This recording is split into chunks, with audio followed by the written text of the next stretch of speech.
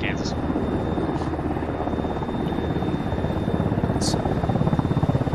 What I like about the ray is if it goes off to like ground, it's not gonna go into some other place because Right. yeah, the orders he's had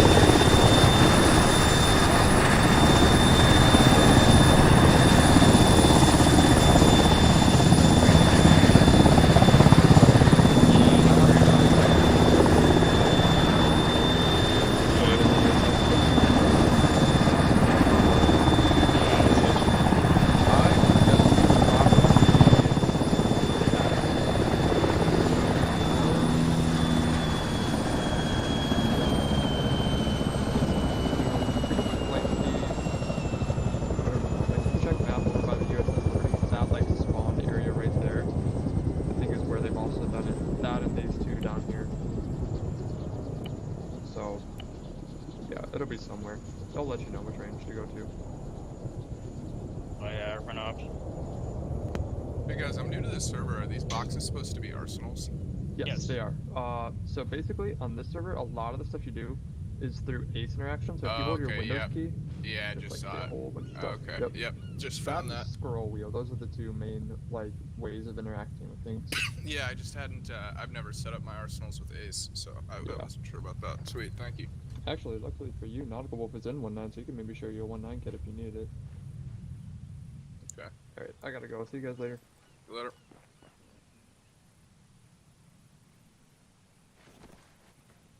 That one is basically loaded to Kingdom Come. You can adjust what you want to put in there, but I just load it down because who the hell knows when we're gonna get in or get more.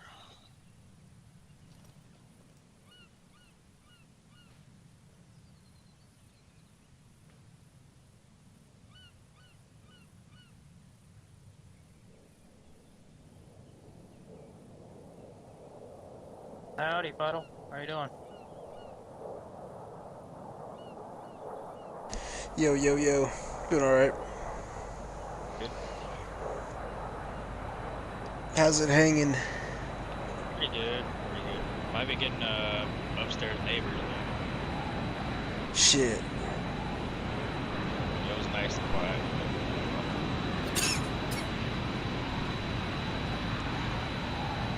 Yeah, he literally tried getting into my door, and I'm on the lower one. I'm like, hello? Guess is this door? Oh. Okay. Shit.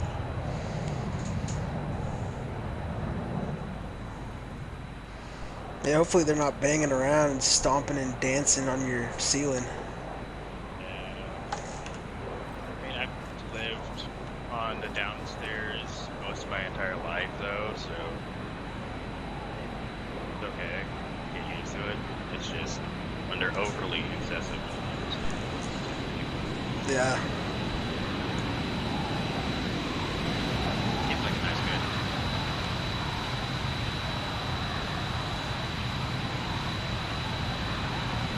Nice, a warthog.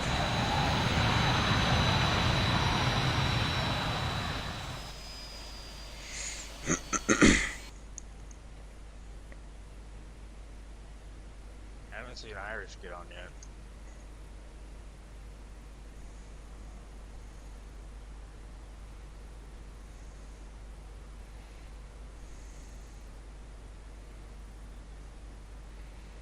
Yeah, I think it said 70-something people were interested.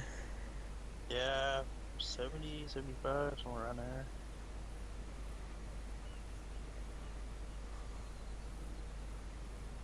I don't know, I'm expecting at least like 40 to 50, but I could be wrong. Yeah.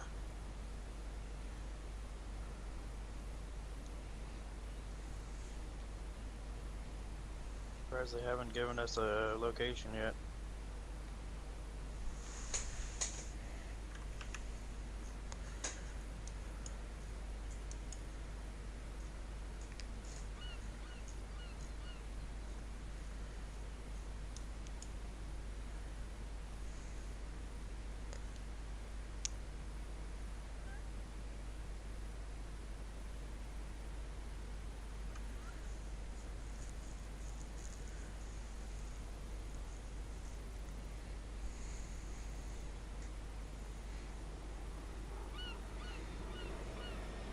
Yeah, I don't know. I wonder if we're gonna be working with 1/8,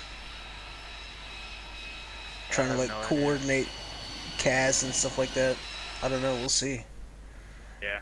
Like to be squad training, so I don't know why they'd be doing that. But Yeah, that's true. That's true. in a day or two, we have TAC in uh, more specialized one with like a aircraft integration. Looking forward to that because I'm just working on my TACP. I put my TACP and my 6.6 in. Nice. Good luck, man. Yeah. That's what I'm trying to Hoping do. I I get want to get. I'd like to start running Phantom. I think that'd be sick. Yeah. So that's what I got to do. I got to get the PL exam and the TAC P. Yeah, I got my well, what's in is the 1.6, 1.8, and 6.6. But I did them just after beat the map. Well, the 1.8 and the 6.6 just after we completed the map, and then the 1.6 been cooling for like a week or two. I'm not complaining because I know they're all in vacation. I just hope they get that through so I can start doing you know, like Banshee, you know, and that shit. But I got my 1.9 already, which that was a freaking blast. The first day, like baptism by fire, we have to hold off 2 battle groups, and that little compound, you know, with like the bunker and shit. Oh my god, that was so stressful, but it was so freaking exhilarating at the same time, you know? I learned Damn. so much. And that was his 1/9. You said. Yeah, what I Okay. thought was hilarious was basically everybody just got wiped, and it was just me and one other guy. And, you know, it was later at night, so we didn't have many people anyways, but we're just fighting for our lives, and then he goes down and I can't save him, and then I'm just fighting away, and then I finally just run out and I'm like, well, fuck, you know, and apparently the whole time Savage has been watching my helmet cam waiting for me to just die, you know, so that they could just level it. And I'm like, well, shit, if I'd known that, I would have Damn. recorded or something. Yeah. I felt like a badass though. I took down quite a few of them. Yeah, not as badass as what was it, like a couple days before, I think. 1.9 or that 1.9 held off an entire battle group solo until he ran out of mags, and then we were trying to get to him, but then we got diverted because of what do they call it, Inferno, and Oh, okay. and so I felt so horrible. We're like, I literally called him already. I'm so sorry, man. I'm so sorry. He's like, no, do what you gotta do. Do what you gotta do. What was he running into? Just tigers or what? It was a full VG, like ton of infantry. He kept safe from the armor, you know, but yeah, that was Fuck. badass. I was like, I remember a couple of days ago when we You were just fell for finishing that. this last map up on that little tiny island.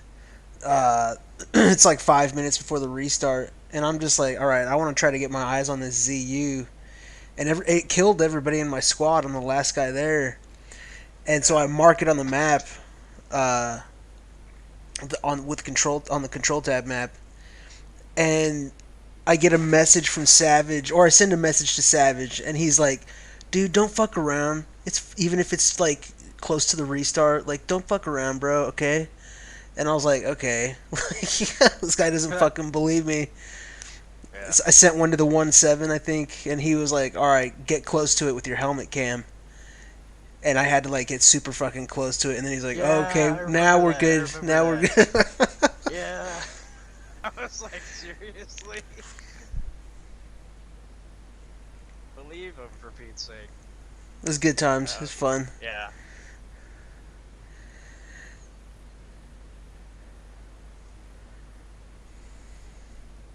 I haven't gotten a message about where we're going, so I guess we just hang out until Irish comes along. Yeah.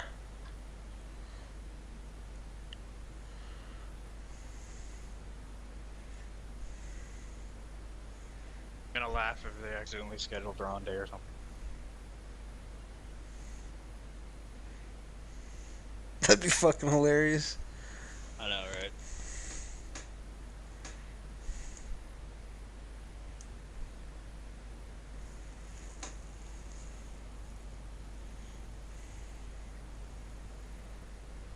I guess if anybody gets hit or something, I'm good.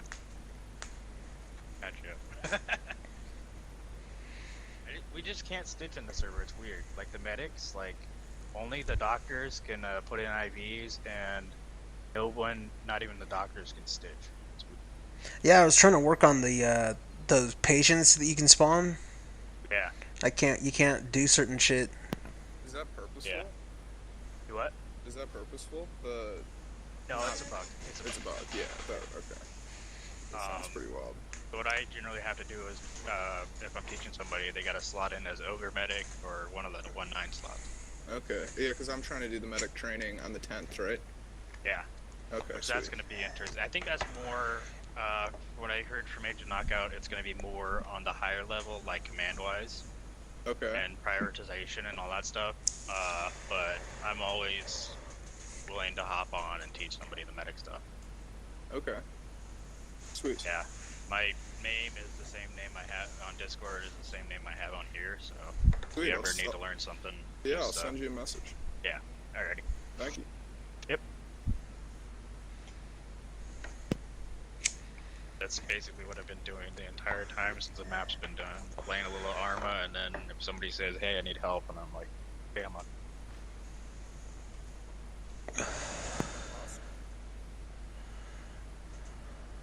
I am getting to be a better shot with the Maws, but the thing that's throwing me up is the rain, or like elevation.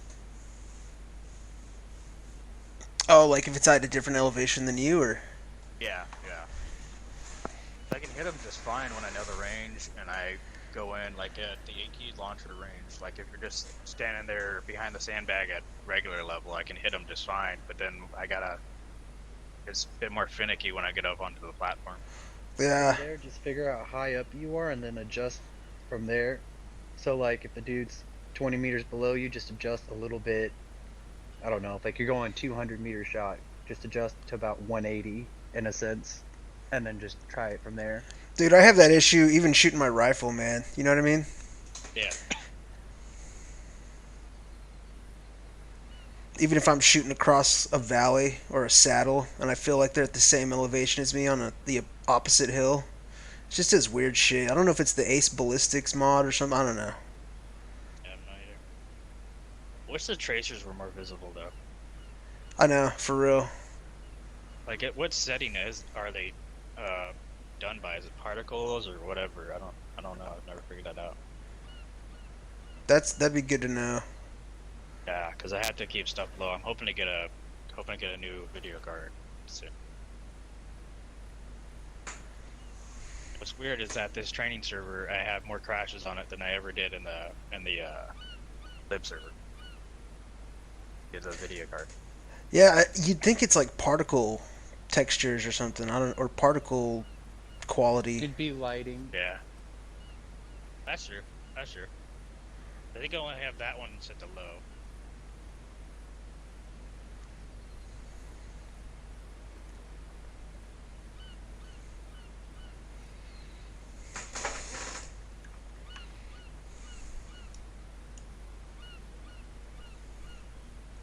Guess you could fuck with your bloom. It might be that effect. Yeah. On video settings in AA and PP. Yeah.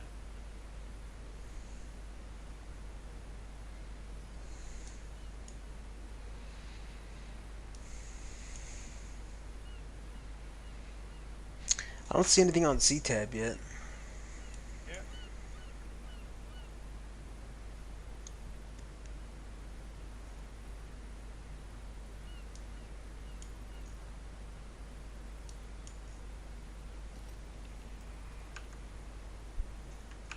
Well, Stewie just pinged Irishempire.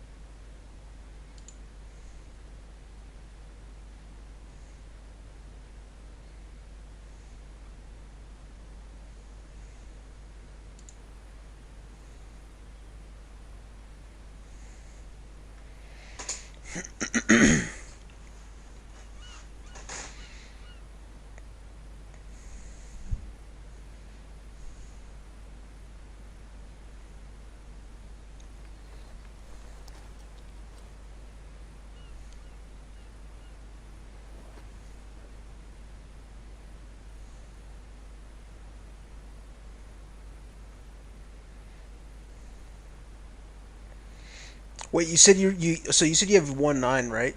You said you have one. So you said you have 1.9, right? Nautical. Yep. Yeah. Have you been having to do it a lot? No. Like out of necessity?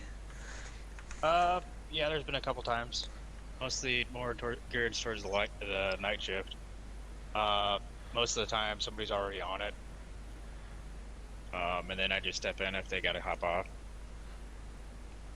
Nice. But, I mean, mostly I've been doing medic or machine gunner, those sorts of things. Just hopping in where we need somebody. Like, oftentimes, not 1-4 doesn't have all their guns, so I'm like, I'll hop in, and then we can be better support by fire. Okay. Yeah. My theory is get as much perms, as much experience as you can get, so that when something's needed, you can hop in and do it. Yeah. It's a good tactic, man. The only thing Usually pays I'm having off. trouble. Yeah, it does. And then it's good when you're like, people are like, "Thank God you're here." That makes you feel good. When you 'Cause, feel like you're actually- useful. Yep. Yeah, exactly. The only thing I can't do is stalker, which I'm trying to figure out the flying and everything, and it's just not intuitive for me. I guess I don't know. Me neither, man. It's a learned. I don't know.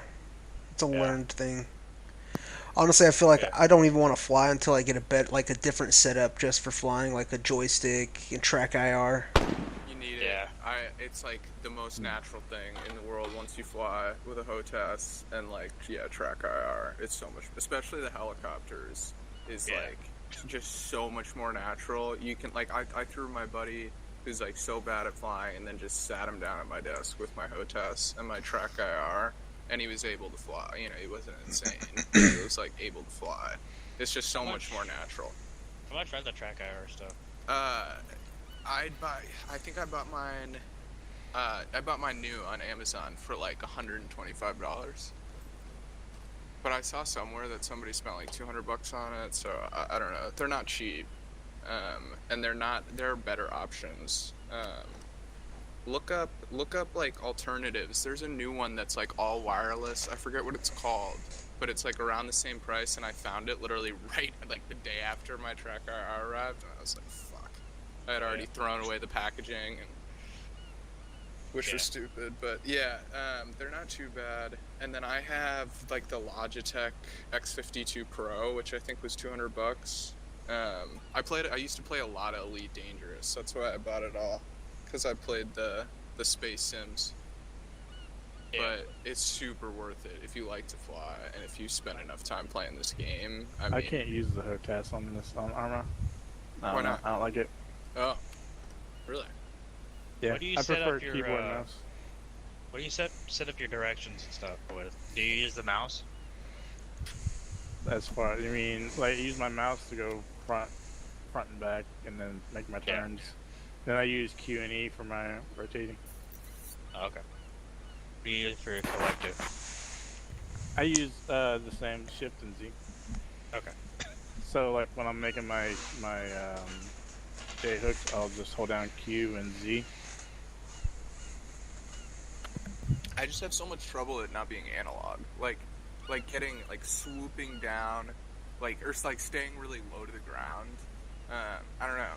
I just feel like it's, for me, I don't know. But it's, again, because I spent so many years playing Elite. I mean, I'm good with the HOTAS on like Microfight Simulator, DCS, but here the lag and stuff like that, just I don't like it. That's fair. I want to try it on here, but then I'm like, I'll probably just fuck up and crash in the runway, Like I can use the HOTAS on Arma, but it's just like it doesn't have that natural feeling like the regular flight sims do. Interesting. No, I mean, it doesn't feel like flying in Microsoft Flight Simulator or DCS. Yeah, I mean, it must just be a personal preference thing. Cause just Yeah, for it me, is. I mean, a lot of people prefer the HOTAS. I just do this. I get what you're saying though about it mouse. being like input lag might mess up, with it being analog. Yeah, because I do a lot of low flying, so like if something lags and like I'm like nose down with the HOTAS, I'm going straight to the ground. So it gets faster input from the mouse then. Yeah, I mean technically, but I mean it's more. I guess the HOTAS is more like fluent moving, so like you put your nose down, it'll stay like nose down. Whereas if you're using keyboard and mouse, it'll just like snap back up to its neutral position. So if like you're flying low, as long as there's no like hill in front of you, it'll like level out. Okay. So if you get that 2 frames per second lag and it lasts for like 10 seconds, you're not gonna like be in super immediate danger.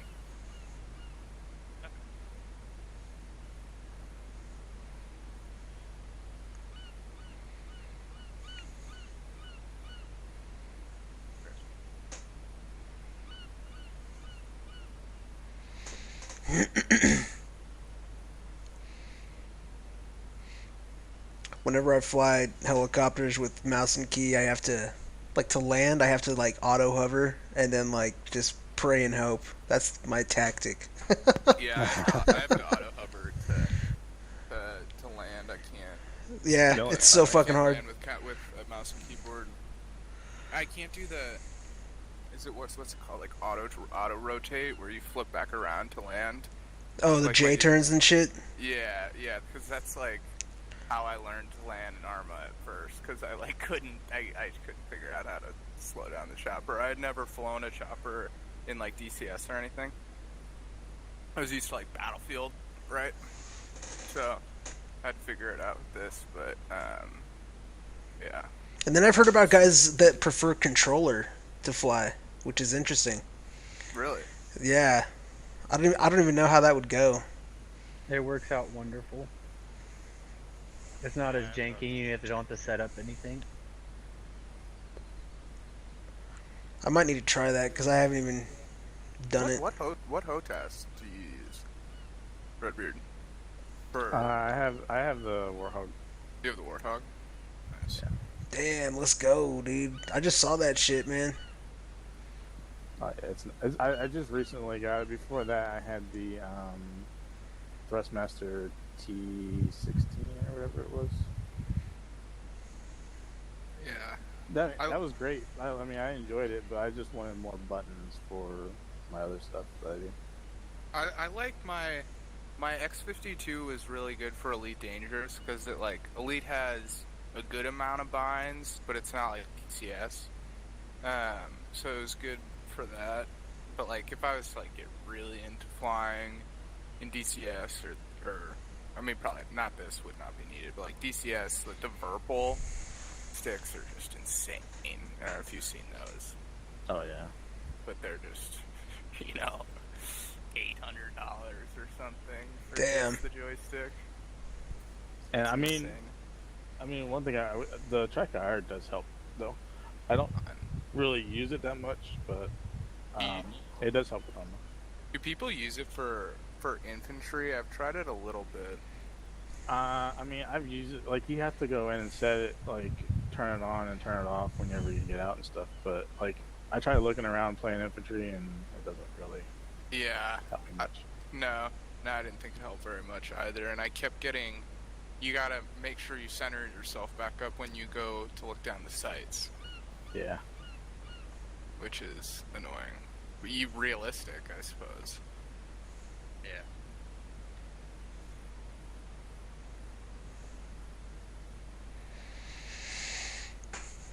Imagine having a HOTAS for like whatever vehicle that you're flying, like a replica. Oh yeah, that'd be cool. Like having a bunch of them. Yeah, there's the people who buy like junked and like junked planes basically.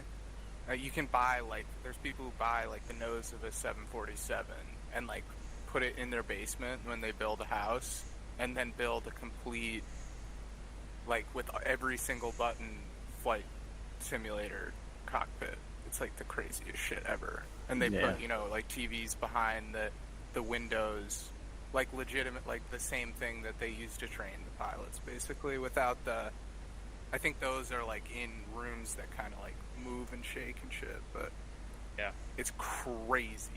People do crazy stuff. Or I've seen like a guy who did like a 300-degree projector chamber with a cockpit for Elite Dangerous, and he's like flying around in space in a room with space all around him.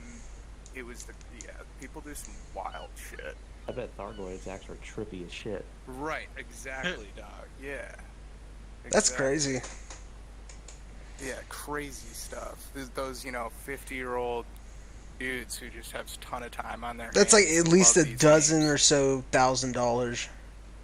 Oh, easily. I mean, the guys who were building 7047 simulators, that's got to be like $100,000. Yeah, I was talking to this guy. He fucking works on Apache simulators, and they basically just put two of them together and throw them in the back of a trailer rig. Whoa. So these two dudes are like the two pilots can like work together at the same time on the same thing. It's kind of interesting. Huh. Yeah, my brother works for Lockheed Martin, and they have the you know, all the jet simulators and all like the crazy stuff. Those things are wild too. Takes like DCS to a whole nother level.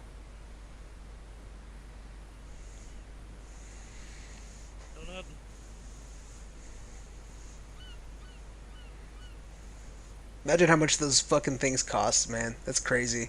Yeah, $1 million at least. Yeah. Yeah.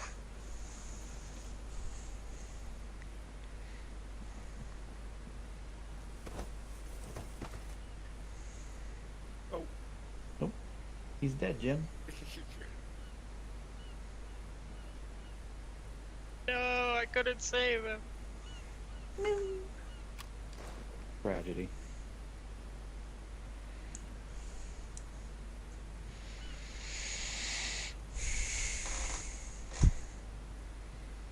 Shit, no word from Irish yet, huh?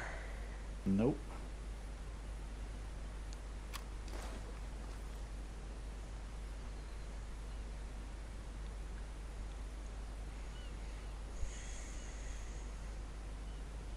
Wow, for the combo, it's $129 for the X52.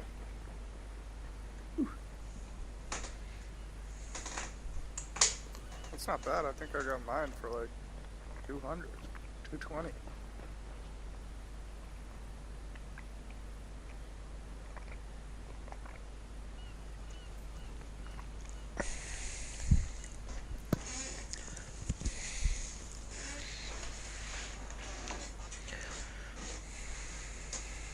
Anybody messaged Irish at all, or?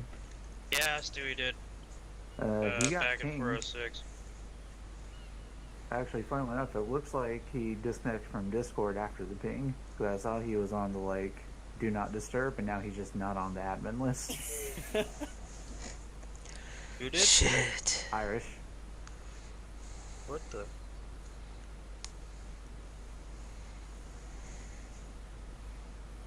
I don't know, maybe he was out and he's getting on his computer or something, hopefully.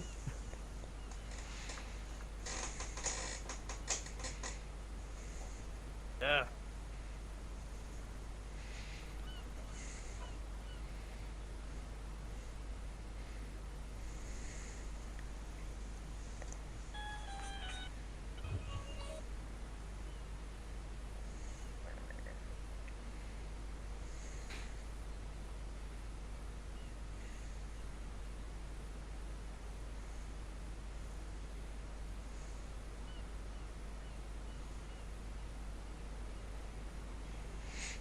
Do you remember what the name of that track IR alternative was? I don't remember. Let me look it up. Because it's all wireless, which is pretty sick.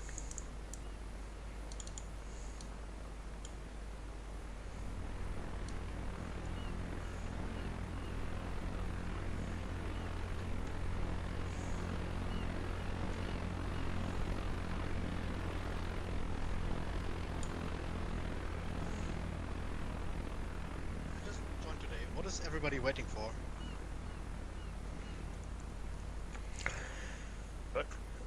There's a squad leadership training. And Oh, okay. Irish was supposed to be hosting that, but he's gone AWOL. Is it free for everybody, or are there some Yeah. requirements? No. Oh, that's free for everybody. Like, can just be along the ride? Yeah. Hell yeah, brother. Cool.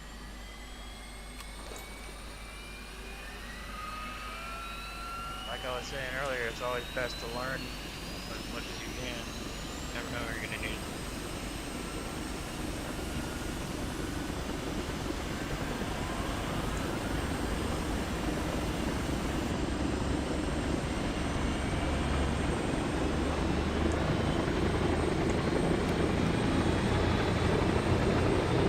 Okay, I've not installed the last simulations.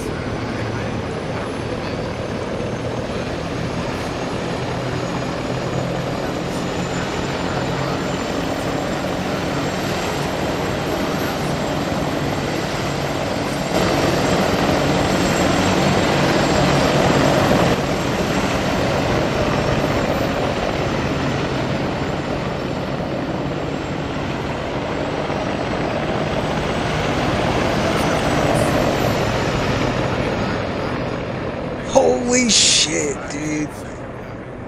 This is now like my one And I hate it. Yeah. That was fucking insane, dude. What?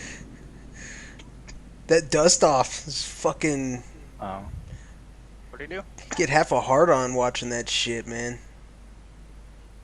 Yeah, with the Apache.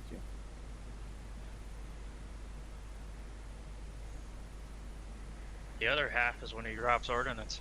Fuck yeah! Those fucking Hellfire AGMs, dude. Yeah.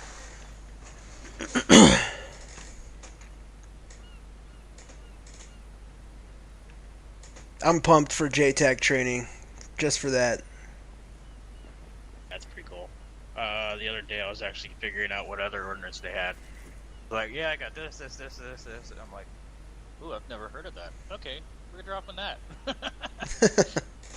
And he was like, hell yeah. Yeah,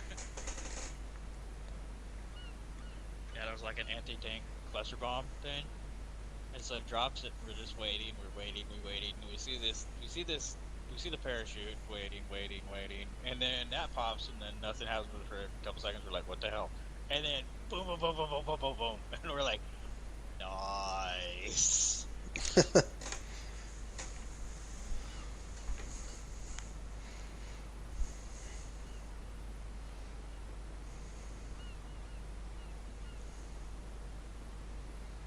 Yeah, the Apache's a fucking badass fucking airframe. Yeah. I wonder why we don't use more of them. To be honest, like everybody wants to get the A10 and all that shit, but They're too expensive, just like the tank. oh, so the A10 costs less than the Apache. Yeah, I think so. Okay.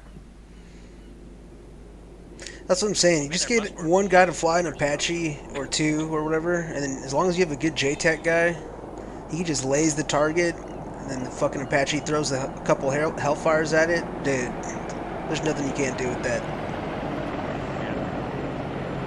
Take over a whole country. Is weaponry enabled? All the air vehicles? Yeah. I don't know about this training server. Well, yeah. Actually, yeah. I think they are.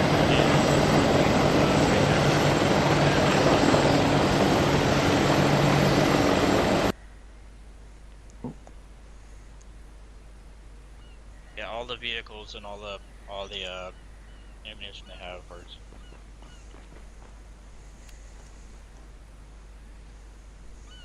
Gonna be hard to practice a tank with no ammo. Yeah, that's true. Well, Irish is back on Discord. He'll be getting here shortly. I was asking because some of the AS weaponry could be mistakenly described as cheaty because of the external options the weaponry has. Oh yeah, like there's apparently a nuke you can get. I was more talking about the radar missiles, but yeah. Yeah, there's that too.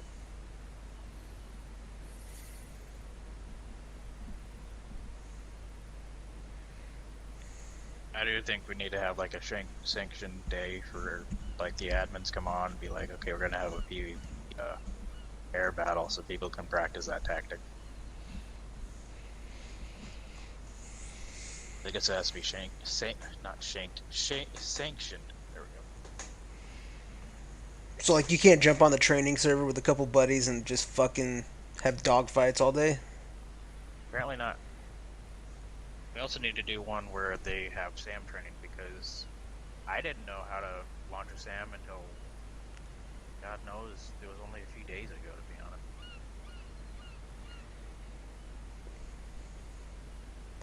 Yeah, and that's shit that you have to practice. Yeah. Because they're such valuable assets. Like even the Moz is a valuable asset. You know, that's why I don't carry one when I'm 1-4ing. Because I know there's better shots than I. Yeah, and if I'm joining a 1-4 squad, I'm usually like, hey, who wants to use this thing? Who's actually used it before? Yeah. I mean, I can point and click. I just, you know what I mean? Somebody has experience with shooting those rounds. Yeah, they're a lot better at it than we would be, yeah. Oh, What the? somebody just shot the Reaper out of the sky. That? Well then.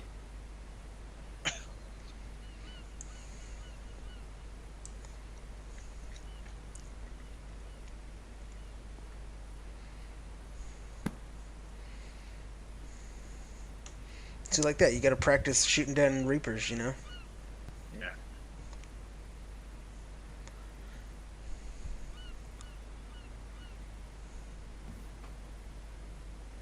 But we'll say the linebacker is horrible for AA. Doesn't give you good fighting.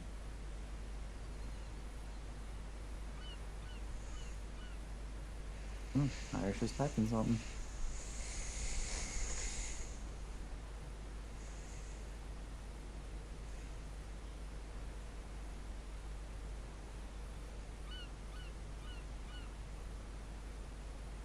Like, what you see there?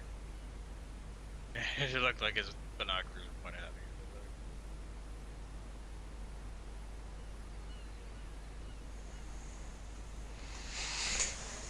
Alright, we got 30 mics. We apparently had some IRL stuff come up.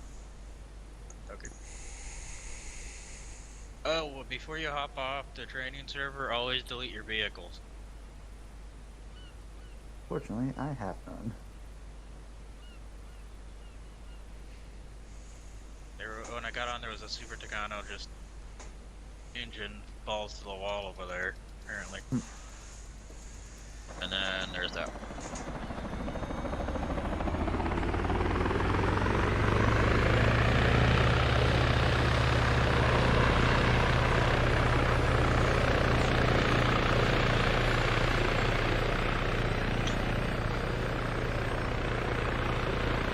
I'll see you on 30.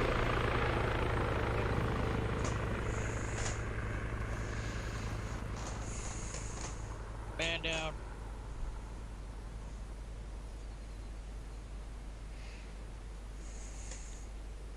Is there any updates on what's going on, boys?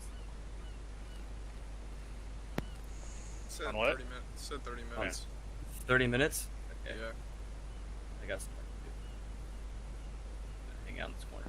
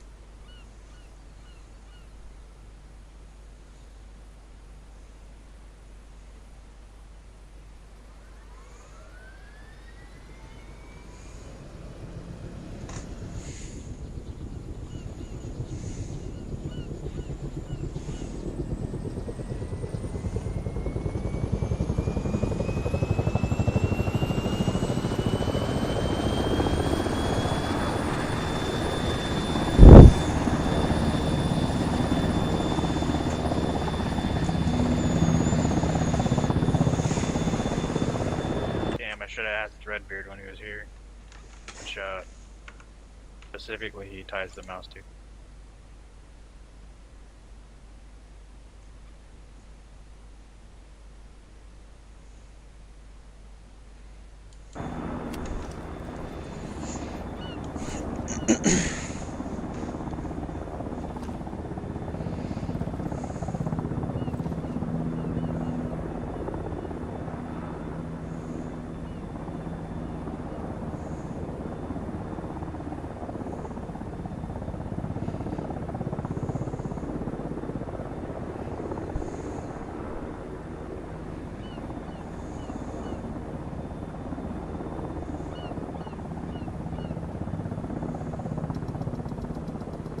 I'm gonna go AFK for a couple minutes.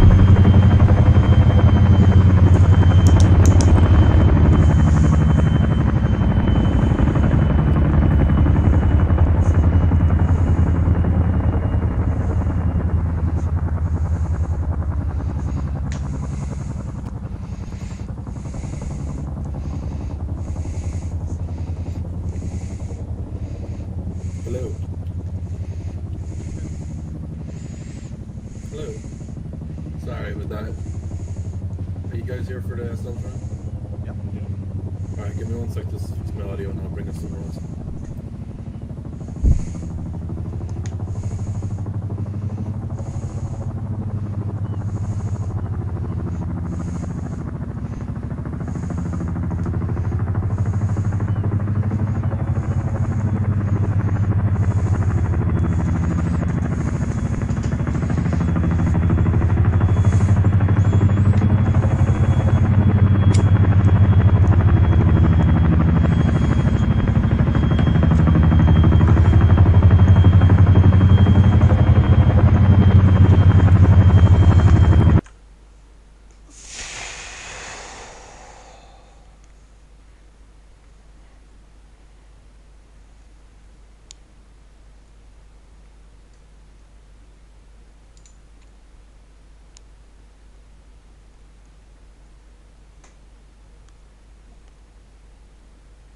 Sorry, I just teleported us over. I'm just gonna get some things set up first, and then I'll start just in like the next 5 minutes or so. If that's okay. Sounds good. Yeah, sorry about the delay. Just some real world shit came up. No worries. It's all good. Real world stuff comes first.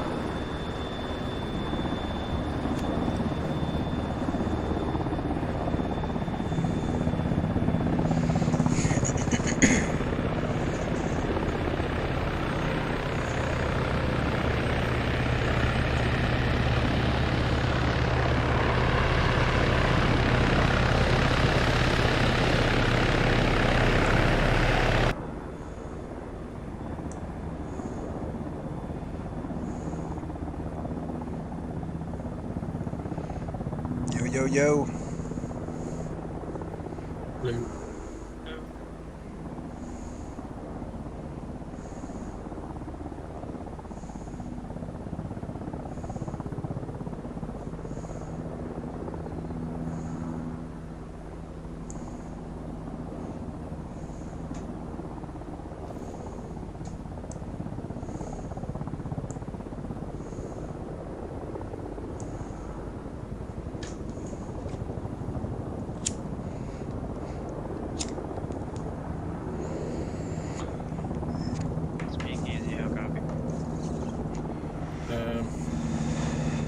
I see you joining too, are you? 2-9 up there. Alright, I'm probably gonna move us to somewhere more quieter. There's so many helicopters posting around. And then we'll get started. I'm teleporting 2-9 too. It's over by the airfield.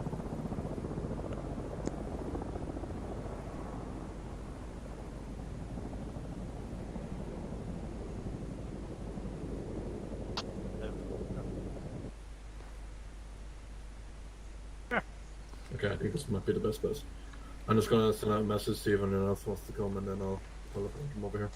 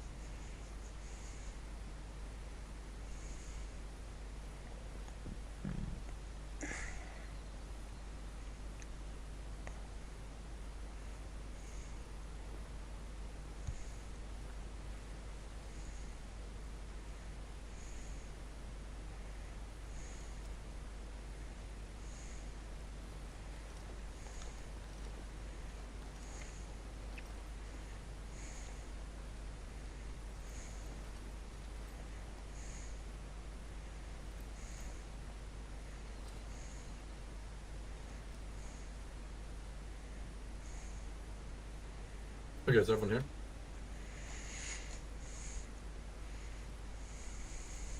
Yep.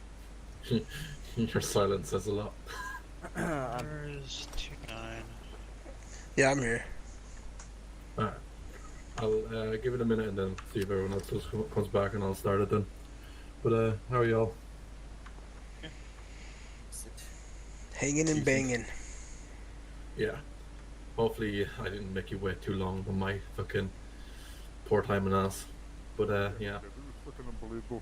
Unbelievable. You I can't even understand what you're fucking saying with that Scottish accent. Yeah, go fuck yourself. Yeah. Race war. No, the Scottish and Irish love each other for all the hate we spew at each other. Yeah, At least because I they think. both hate English. Yeah. There you go. We'll just say yeah on that one. So I guess I'll just get started since everyone is here, and if anyone else decides to jump in halfway, I'll just pop them over. But so basically, I'm just going to go over squad 2 and lead training. It's kind of like, it's not meant to be too in depth. It's kind of meant to be like an introduction level for anyone that's kind of wanting to get stuck into it. I kind of just want to know the basics, and I'll kind of go over things of what I've done over the past however long I've been on the server and how I do my squad leading. So I'll be kind of going over squad management, communications, plan tactics, and kind of just miscellaneous things like different reports and kind of all that kind of stuff you might hear out there. And feel free to ask questions at the end of each section. Just makes things a bit easier. Okay, so I'll go over squad management on topics that things I like to do with my squad. So excuse me. So we'll have 2 ICs, FTLs. You'll have your fire team breakdowns. You have medics and buddy systems if you want to do that, and then you have platoon brief and squad brief. So it's always important when you're starting out as a squad leader to make sure you have a 2 IC. It goes across the board just in case you get shot and you're down. 2 ICs are very important to pick up that slack just in case there's no one on comms who just needs communication to constantly keep going. So 2 ICs, your second in command. That can be picked as anyone. It could be your FTL, it could be a rifleman, it could be anyone that's competent to do it. It doesn't have to be someone that is an FTL. Then comes down to the FTLs again. You know, if people slot into it, usually they want to do that, but you know, anyone can take that position as long as they're competent to do it. Sometimes people aren't too sure, so they kind of want to partner up with someone and kind of learn the FTL route. And I always recommend this for anyone kind of wanting to be a squad leader, is go FTL and learn through that on how to be a squad leader and how you want to be a squad leader based on what you're seeing from how people run squads, because everyone on the server runs a squad differently. The way you might hear how I run a squad might be completely different from what you've seen on the server, and that's fine. Nothing's meant to be by the book on this, because it's just a game at the end of the day, but it's about what works. In fireteam breakdowns, the way I like to separate my fireteam would be kind of separated into red and blue, and then medics would be down as green, and squad leader will be yellow. I like to keep an even fire team, so I like to keep like a MG on each fire team, rifleman, and whatever else is left, just to kind of keep them keep enough fire support in each squad. Some people like to do MGs in all squads, or sorry, in one fire team, so you're able to keep them as an SBF team as the other team moves. But personally, from playing on the server, I don't like that, because if that MG squad gets pinned down, you're losing that fire support. So I like to keep the two teams separate with their own what's the word, force multiplier, if you want to call it that. So if one team is moving and one gets pinned down, the other one can divert to help them, and so on and so on. Medics and buddy systems, so medic can always buddy up with a squad leader if you choose to do that. I like to kind of keep them mobile and moving around as a medic should do. Make sure they're always, when you get on, and sometimes you don't have to say it, because if they're a good medic, they know they should do it, but make sure they've checked in on 39. It's important that, again, communication is going to be a big topic of this, what I'm trying to teach today, in a sense, is communication is a big thing to keep that, keep the game flowing and keep a good experience for everyone. Then moving on to platoon brief. So once you get your fire teams and all your squad organized, your 1-6 is going to ask you to come for platoon brief at command or wherever he kind of desires. You'll go there, you'll listen to his intent, what he's planning on doing, then at the end you ask your questions and concerns. The main job of a squad leader is to kind of do that, and also you're following the intent of the platoon lead. If you think the plan is going to be bad, say your concerns, ask your questions, but generally you kind of have to follow what the intent is, go through with the plan. But don't just roll over and say, yeah, I'll run down that wide open field and I'll get my squad murdered. You know, at the end of the day, it's your gameplay and your experience. So ask your questions, come up with alternatives, just don't say no outright. It's important that, you know, again, communication is across the board with everyone. I'll kind of go over either side of that as a platoon leader. Towards the end, I'll just kind of stick with the squad stuff for now. So once you get your platoon brief, go to your squad. Now your squad mates mightn't even give a shit. They mightn't even listen to anything you say. But it's always good to kind of give them a brief. It kind of gives them, make them a part of the bigger picture in a sense, rather than just run around and I'll shoot shit where you tell me to shoot shit. And if people do listen, they understand exactly what needs to be done, or what the platoon's intent is going on to this objective. Because sometimes it becomes a big clusterfuck, and then when people start going down, no one knows what's going on. And then it's like trying to get comms back up and then just get things moving a lot. And I've seen it multiple times over the last while now, is that people can be quite confused, and it's not a nice experience. It's still fun, but it's not as smooth as it should go. So if anyone has any questions on that part, you can go ahead and ask now. Just gonna drink of water.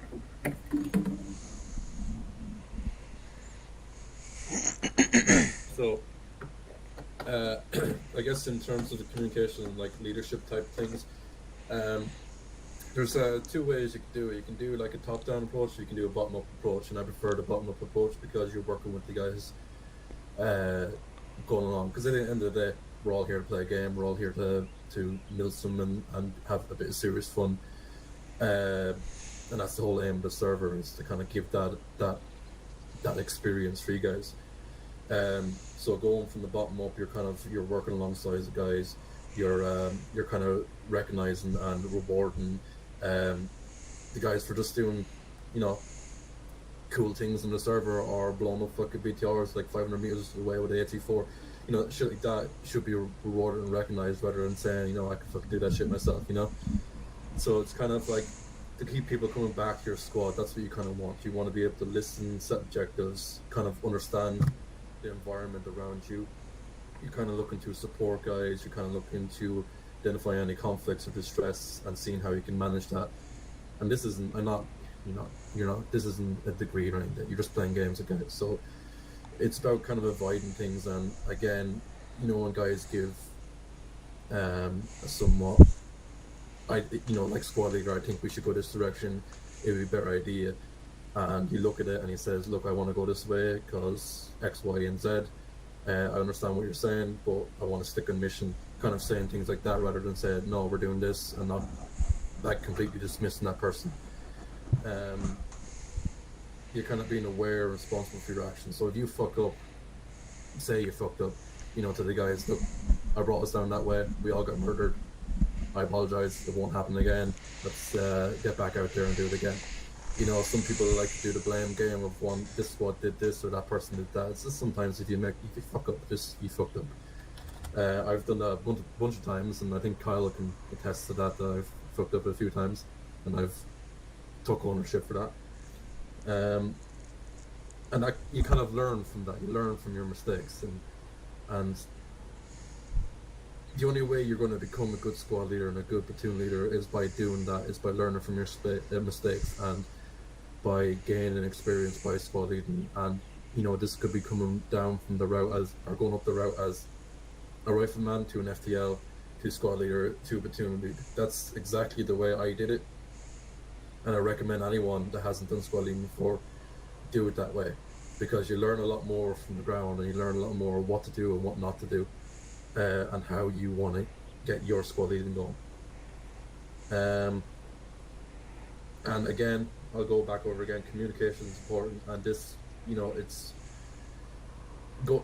speaking over radio or speaking over or 31 and all that, and just screaming without even identifying yourself, or not being, not being even coherent and stuff like that. It's important to have radio etiquette. Announce yourself, what squad you are, just say, 1-1 net call to 1-6 or whatever you want to say, and then be clear on what you want to say. No bullshit and a long ass drawn out story about what colour the fucking Russian was wearing or what pants he was wearing or some shit like that. Doesn't need to, just be clear. I can put a goddamn no-fly zone over this and then there's a fly zone.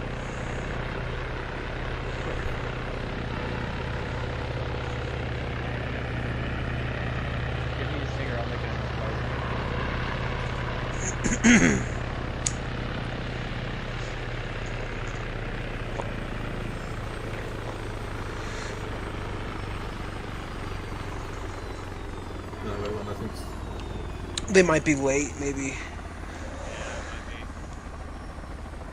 I think one got kicked off for some reason and is trying to come back.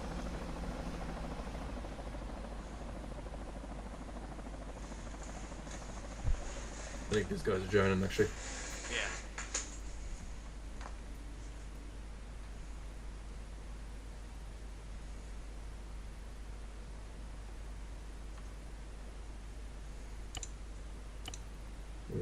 Oh, there we go.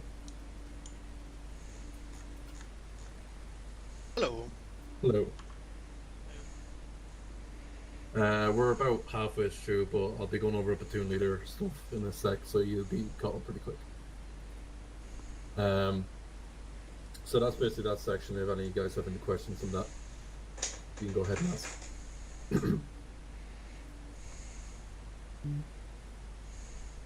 I just got here. Alright.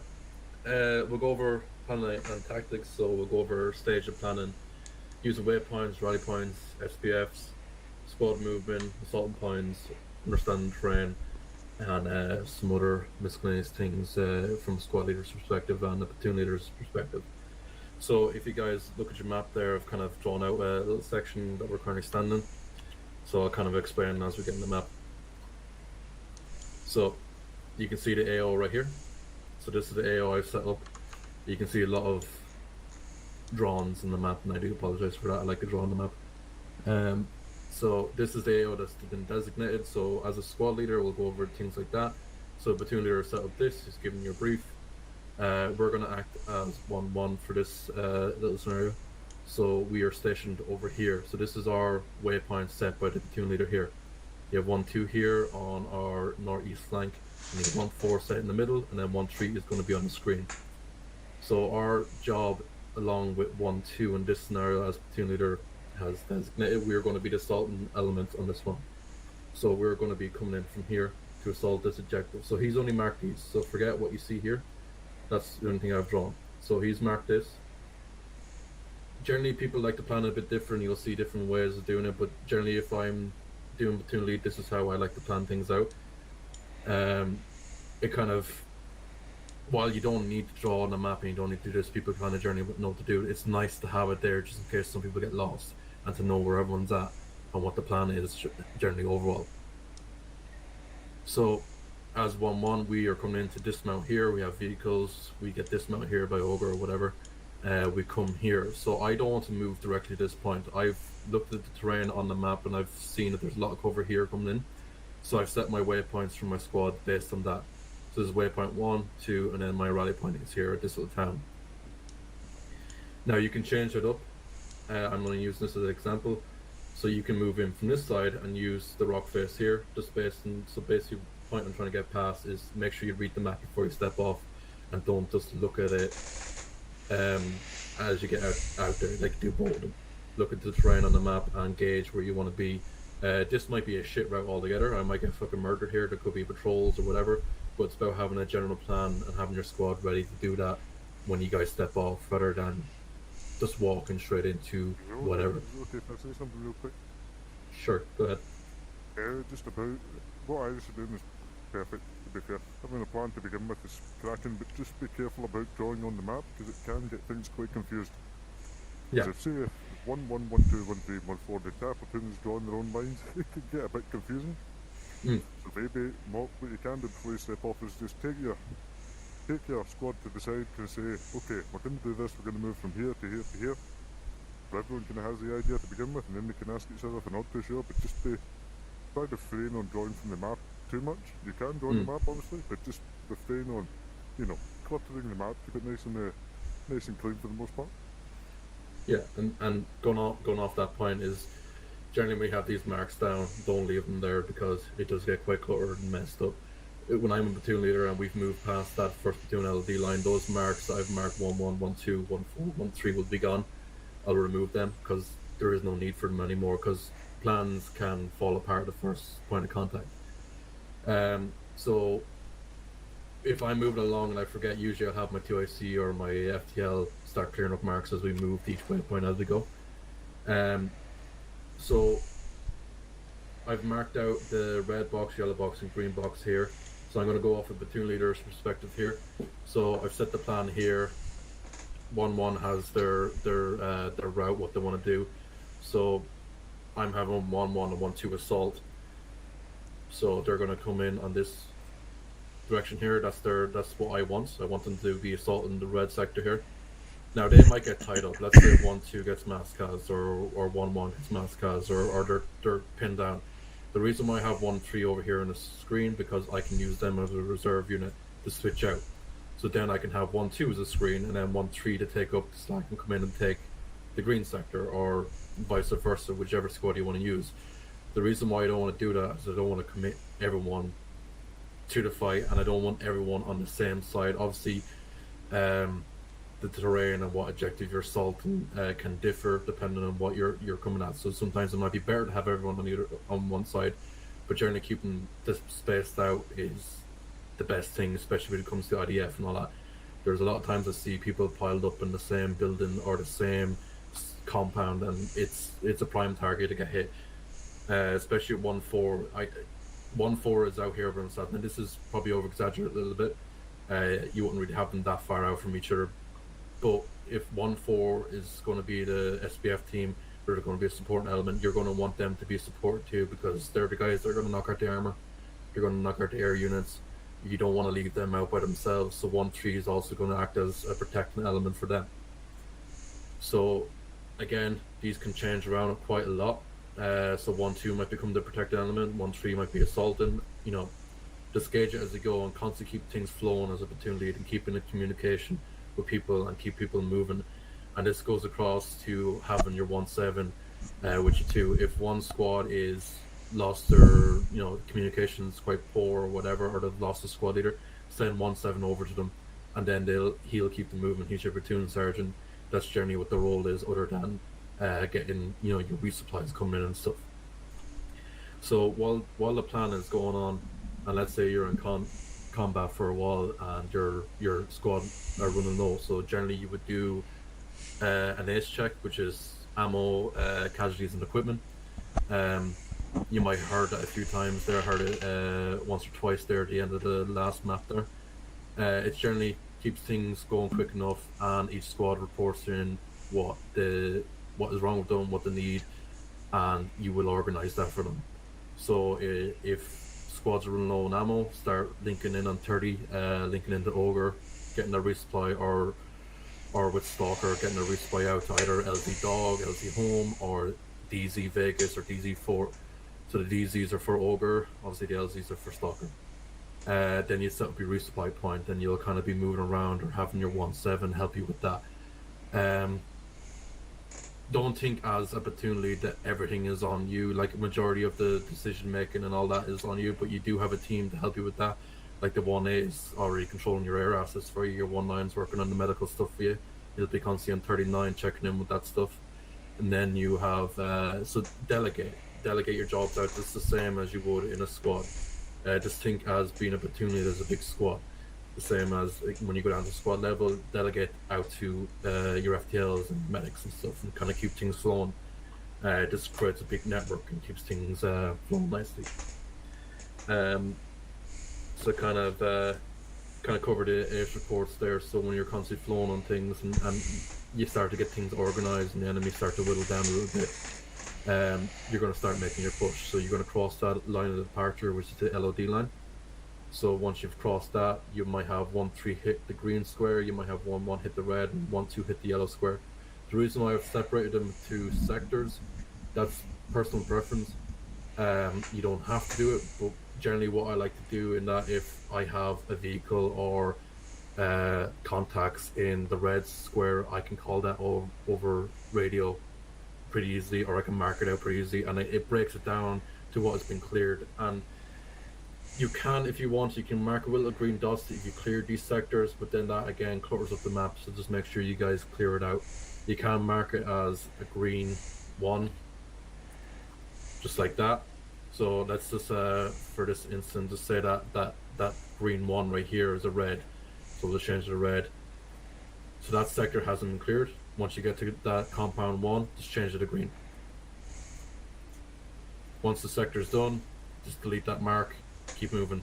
It just keeps things moving along nicely and clear up the sector. It's all personal game. This works better for cities more than it does for individual objectives. But just to make note of it and kind of take it if you want to use it or not. Just to clarify, this is not, but like again, this is not by the book and not the way it should be done. This is the way I do it, and you can take what you want from this and incorporate it into your own plan and your own squad leading and your own platoon leading. When you're doing your platoon brief to all the squads, kind of similar when they're called up to command building, brief them on this whole plan on what your tent is going to be, but also brief them on the assets that are available. Even that goes across even to a squad leader. Ask what is available, so if you're stuck in a position, you know what's available to get you out of that position, whether it be Butcher, whether it be Demon, Reaper, or Savage. You can utilize all that, and it's up to kind of the platoon leader to let people know that that's there, and then even if they come online, acknowledge it over 31 and saying we have Savage available. You know, we can, you know, calls for fire will be directed to 1A or whatever it is. and Yeah. kind of Okay, keeping things. Yeah, go ahead. Yeah, just to clarify from the asset point of view, why this is said, you've got to make sure that you're not just calling for them independently. You're running through either 1.8 or 1.6. There's an SL you can request for a fire mission from, say, whatever that's at Demon Cabbage area. But it's not your job to relay it. If you say to 1.6, let them know, we're in contact, we can do with this, we can do with that. At that point, that's your job done. Whether he decides to give you that is up to him. Don't keep pushing it. I've heard a good few people over 31 and whatever constantly asking, can we get this, can we get this, can we get this, can I call fire mission, can we do this, can we do this? You say it once it's been said, and he's been noted, he's acknowledged, then that's you done. If you get it, you get it. If you don't, you don't. Just gonna have to roll with the punches. Yeah, and that's, going off what Stewie said there. As a squad leader, the only radio channel you should be worried about is 31. I've seen a few times people jumping onto 30 and 34 and different channels requesting things from Ogre. Everything should be directed through the chain of command. If a 1.6 is down, isn't up, 1.7 is your next priority call, and going down that pecking order. If no command is up, 1.1 will be the next one, or whoever's competent in leading that platoon.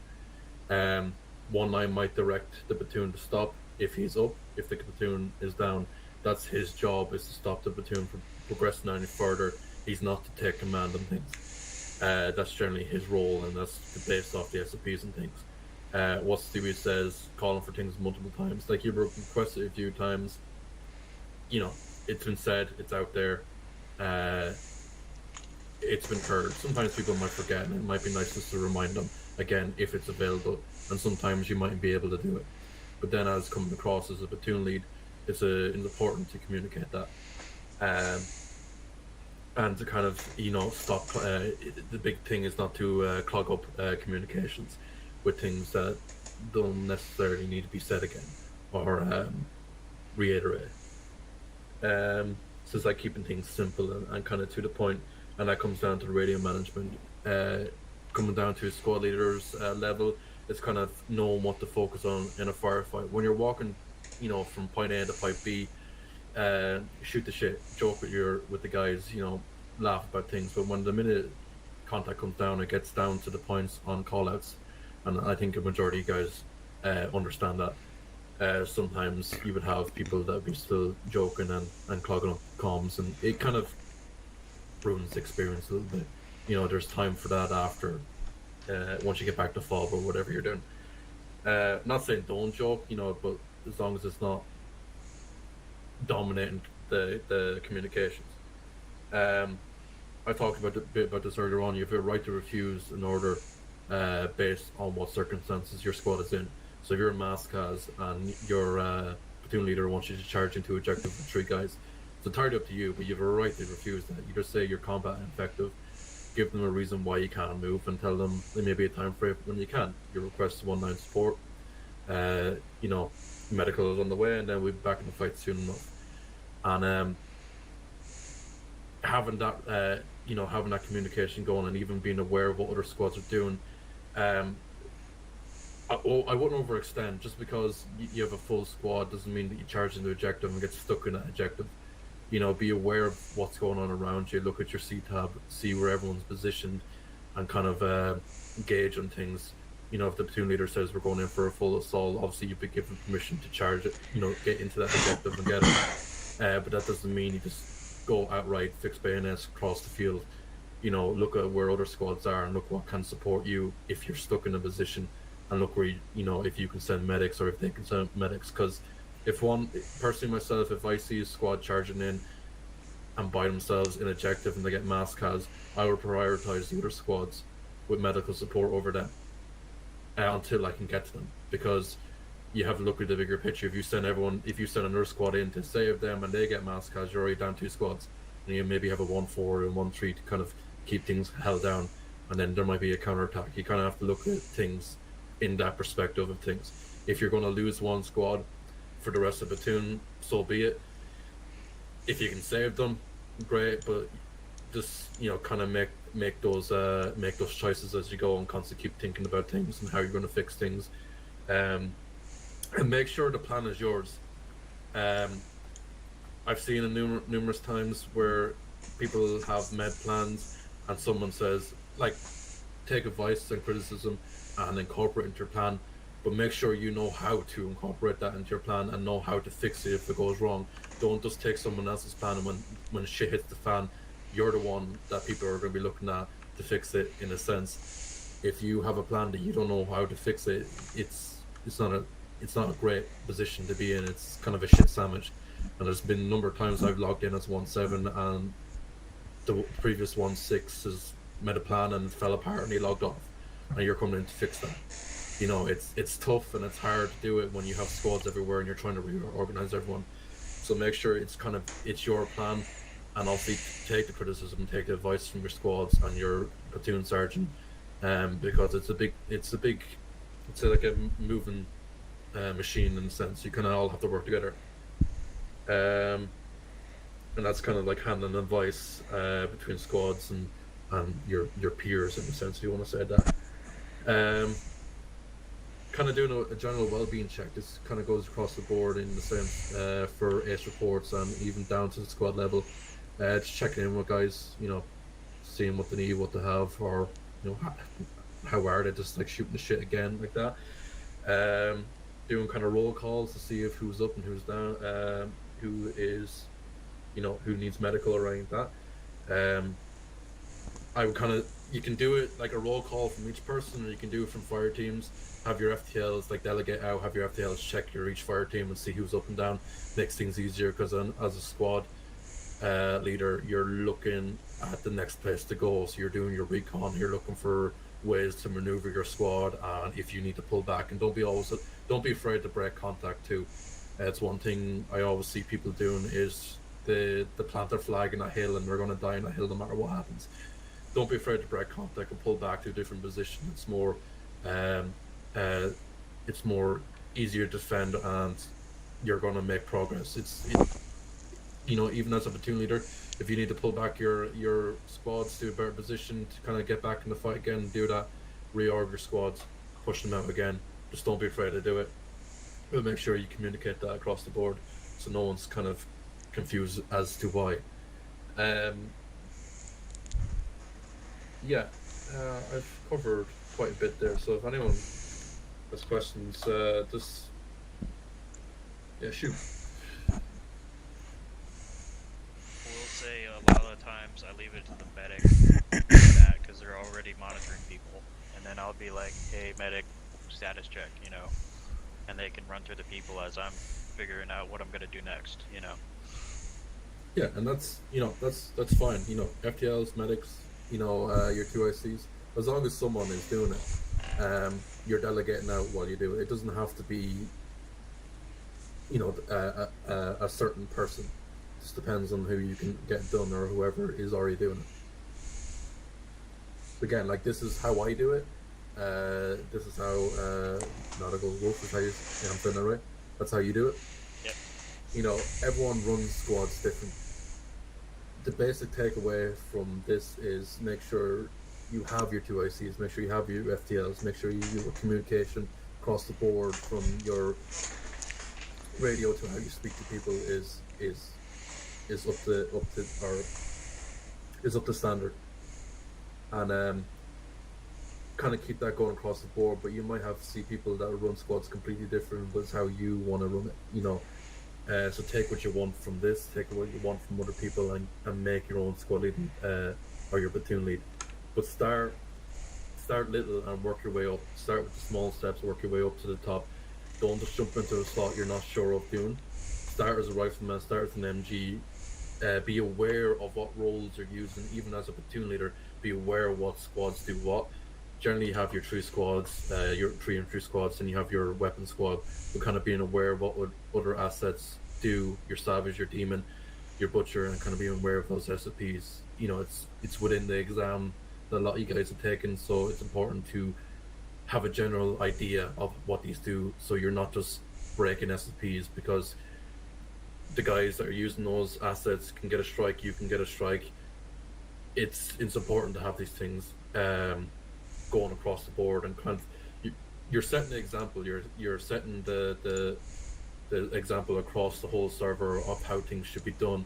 Because when new people join the server, they're going to be seeing this stuff, and they're going to learn from you guys, from all of us, on how to play the server. And if we're doing it poorly, they're going to be playing it poorly, and then that sets the precedent across the board of that's the way the server should go. But it's about doing these little training sessions as much as I can and not to be late for them, to show you guys what I've learned over the last like year or so or more on the server, and what I've learned from other people, and where I began as a lowly rifleman up to an FTL, to a squad leader, and now, you know, tuner or whatever you want, what I call it. So yeah, I don't think there's much else to add into that. I don't want to be talking the ear off you, so if no more questions, you can go ahead. I got a question, or do you have a, or maybe could you talk about maybe like managing the managing your boxes and stuff, the squad, like what do you mean? Like the squad crates and shit, like the AT boxes and all the other boxes and stuff. As a squad leader or as a platoon lead? As a squad lead. Well, generally I just, you know, pull my AT crate and then I pull a general mixed resupply. I don't go too in depth with my supplies as long as we have AT. Generally everything else can be organized by Ogre and keep you in the fight. So if you're running low on ammo, you know, you request another resupply and Ogre will bring it out to you. Sometimes I like to pull my crate and leave my general mixed resupply there for Ogre so they can use that. If I request it, they can bring it out, or they can use it for a different squad, but generally AT is your most important thing. I hope that answers the question. I got you. Yeah, I was just curious about how you manage your crates. Yeah, so when you get into the server and you get your squad popping on, I would probably run over to the supply depot and pull your crates then, and then just bring your AT crate over to the squad and throw it down, and just, you know, dish it out to everyone and make sure everyone has AT and they're all good. You won't have to really worry about much else. I know some people can get quite in depth with things and have carry weights and what each person is carrying. You don't have to do that. Yeah, guys are pretty smart and know what they're doing anyways, and if they want to carry 100 pounds of stuff, yeah, go ahead and do it. And as you're moving from point A to point B, it's kind of, if people run out of stamina, have the whole squad stop and separate out. Make sure you keep everyone online and on, you know, together, rather than be separated, and then you're putting yourself in a shit position when you're separated like that. Because let's say your MG guy is trying to catch up and the rest of the squad's up ahead and you need that fire support up there. And that kind of comes down to kind of, I forgot to mention about squad movement. You don't have to get too technical on it. You don't have to go wedge formation, circle formation. You don't have to do any of that shit. Generally just line formation, like spread out, you know, red team on my left, blue team on my right, kind of do it that way. Or you can have red team leading, blue team in the back, kind of do it that way. I like to keep the fire team separate just in case one gets pinned down. And then you can use them acting as an SPF teams. So you have blue team acting as SPF while red team assaults. You can do it that way. It just depends on what way you want to manage your squad as you go. Yeah.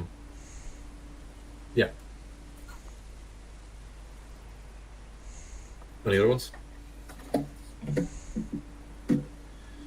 I have there's a video up in the resources channel anyways, where I went in a good bit of depth into it. I've kind of tried to condense it down into the way I've explained it there. I might have missed a few points, but come next map rotation, I'll be doing a lot of squad leading and platoon leading again, so you can kind of look at how I do it. And if I'm in the server, just ask questions. If you feel like you need to ask questions, just ask anyone in there who you think is a good squad leader. Just ask them questions and see how they run things. It's a good community. Everyone wants to help each other out. You know, that's the important thing, is to help each other out. Excuse me.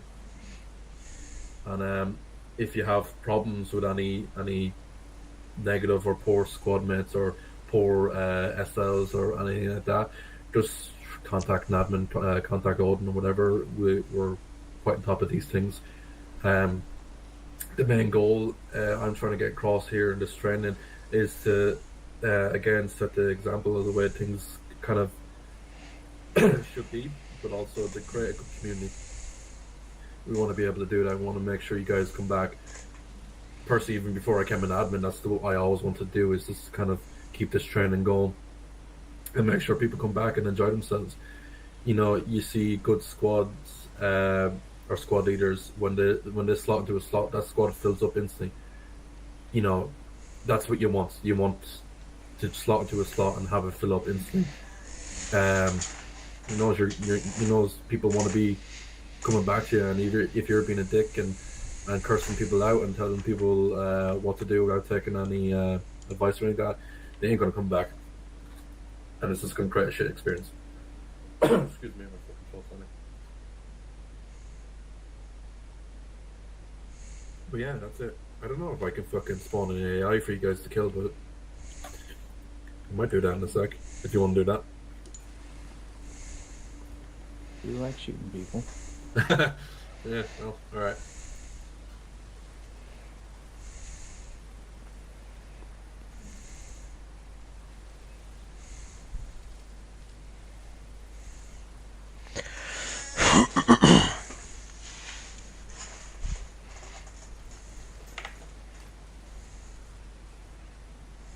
Alright, you got some Russians in town. Southeast. Let's go kill them. Yeah, that's what I did, entertaining. Go murder some Russians.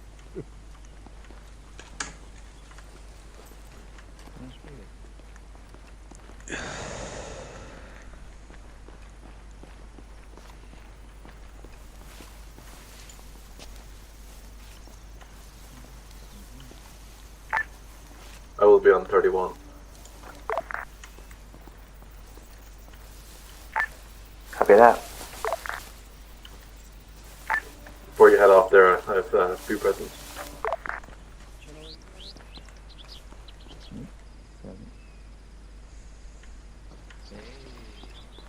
What channel are you right now? 31.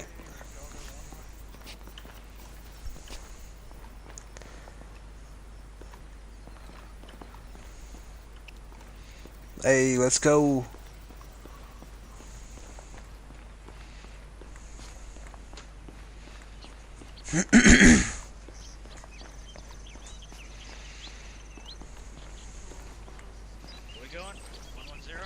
Beautiful. Who wants to hop on the big titty? We got room for one more. I'll get on that 50. Give me the mod deuce. Hey, this town or the one town below? I know, he just said town.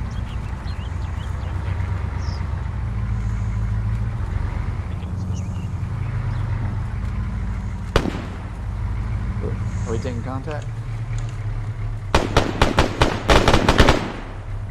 No visual. I don't know where they're at. Looks like they're down this roadway. I'll pull up to the edge here. Just keep eyes.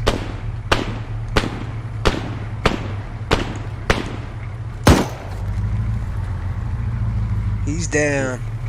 Nice. Just the one and done. Love to see that. Contact. Yep. Contact right. Audible. Copy that. Anyone got AT on them? Negative. I got a Moz on me. Yeah. I got AT as well. If we could have AT and one other step out for support, push up to this corner in front of us and just check. Oh, I see a guy. He's on the right around this right corner at that house. He just stepped out like next to that door. Doug's here. Go ahead.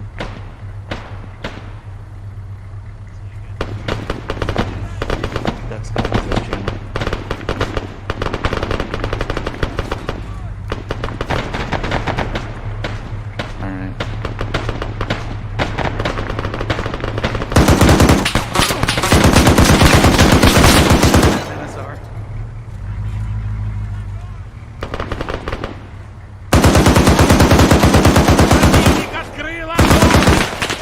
Audible close to the left.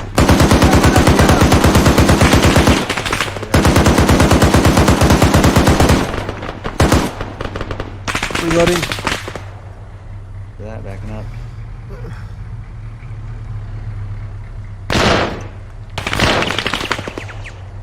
Guys in the building across from the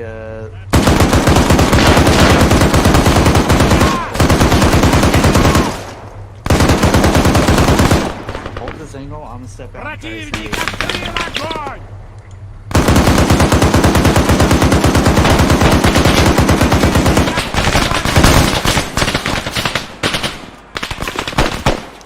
Противник открыл огонь!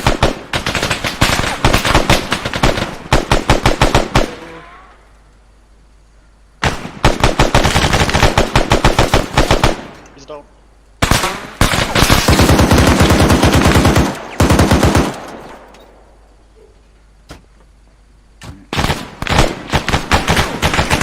Whoa!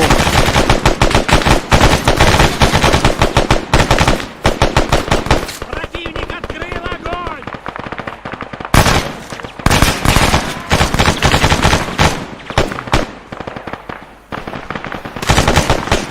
Oh, that's not friendly.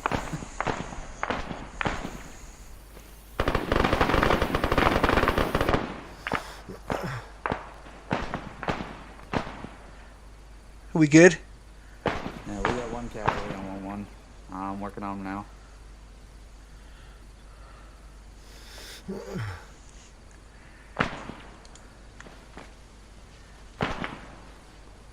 Oh, and... Oh, I think he's dead. And... right. Contact northwest, close.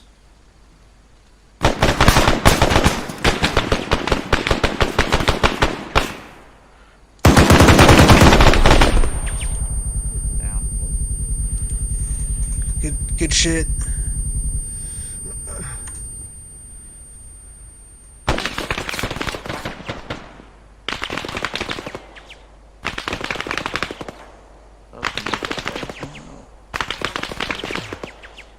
They're down the street to the east. Is that tentacle still up? Hold on, I got a bandage. Let's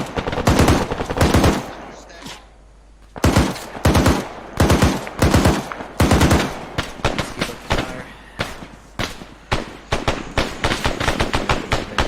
I'm on the last belt of 50 cal.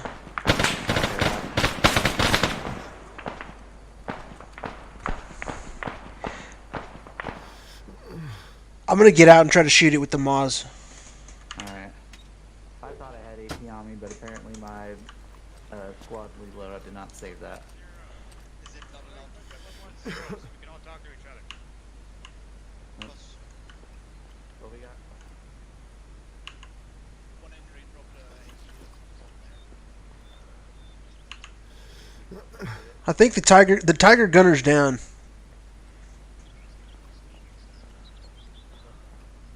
I'm just gonna knock it out.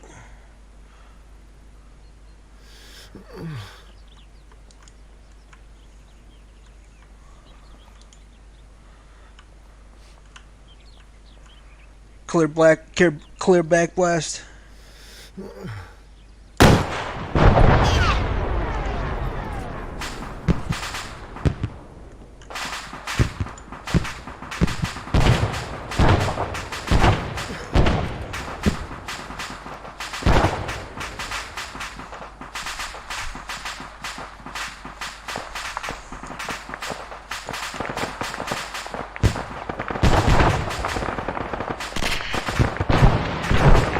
I'm gonna clear out this building because we had Rooskies in here.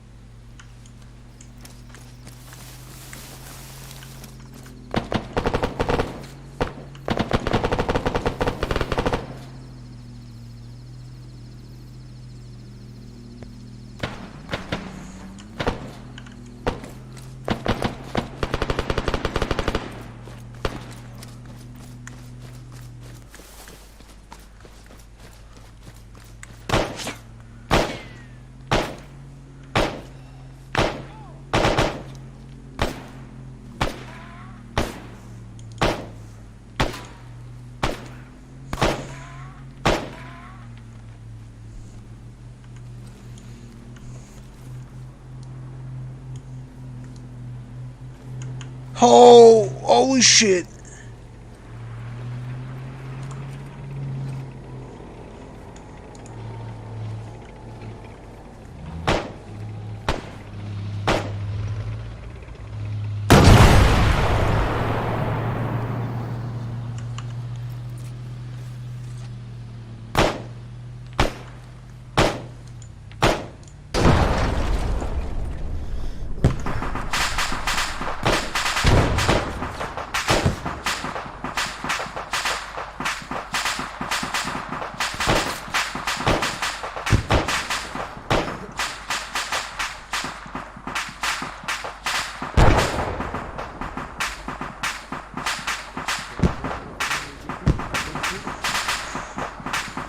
Oh shit, I thought that was enemy armor.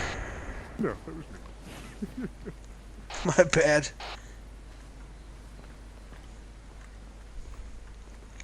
Hey, my gun's too hot. How do I fix that? Say again? My gun keeps like firing randomly. How do I fix that? Shit. It's not overheating, right? It's not cooking off? Oh yeah, that's it. How do I, yeah. You have water? No. I don't think, yeah, most people don't carry it. That's how you fix it, though, like if you're in the field or whatever. Okay, do I just like wait it out then? Or... Yeah, you gotta just wait it out. Okay, thanks. Sounds like it's good right now. It hasn't fired yet. Yeah, it stopped. You can check. You can also ACE interact with it and check the temperature. Yeah, I just checked that. It's like halfway red. Okay.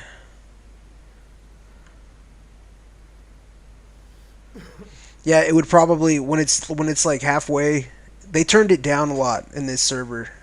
They turned down the cooking off part, so it's not going to cook off as much as it usually does in ACE in the ACE shit, the ACE mod.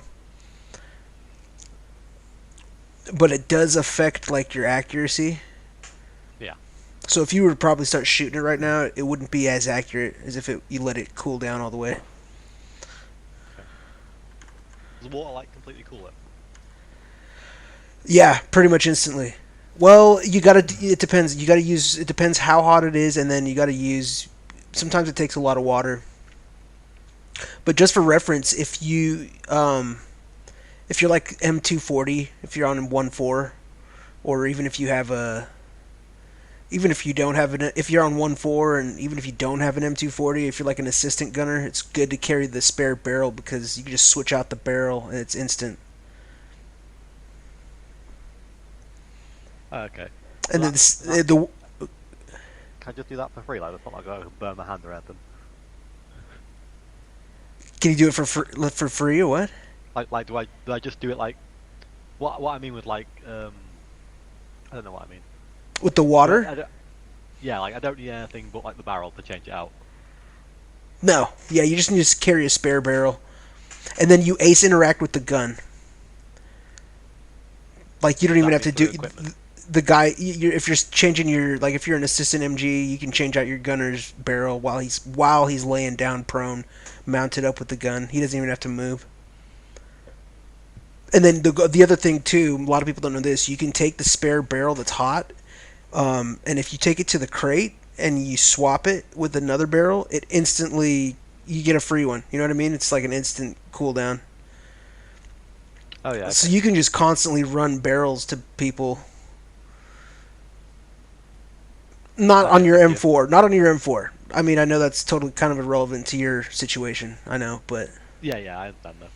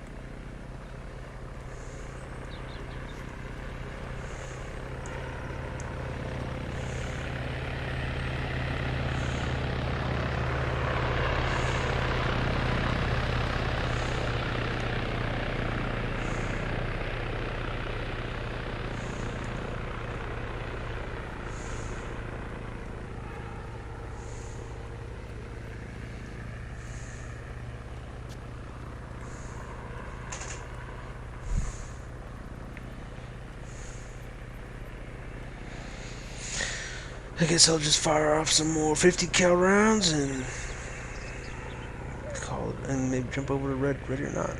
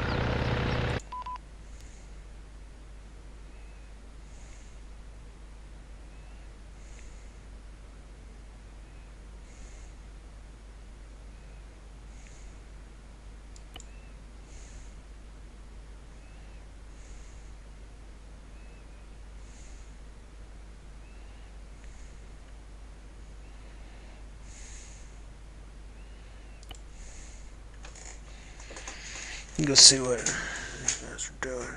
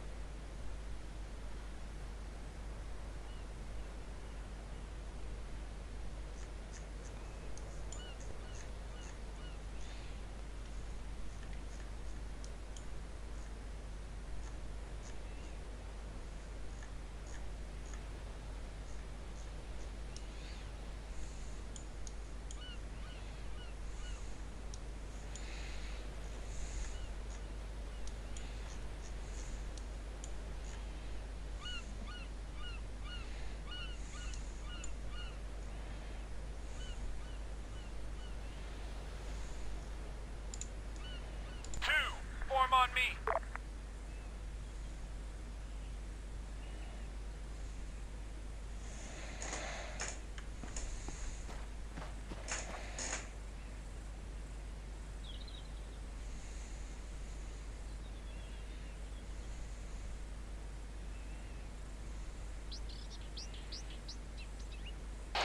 Hey, Nautical, you copy me?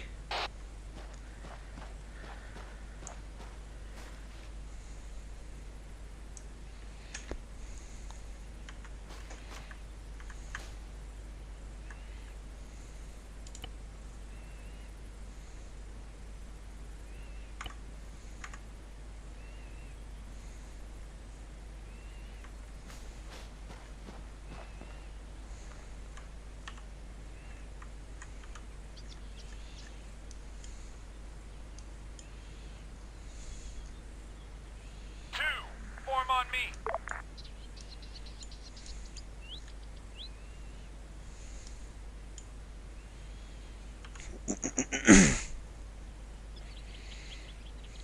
You read me, Nautical? Oh my god. I should be able to.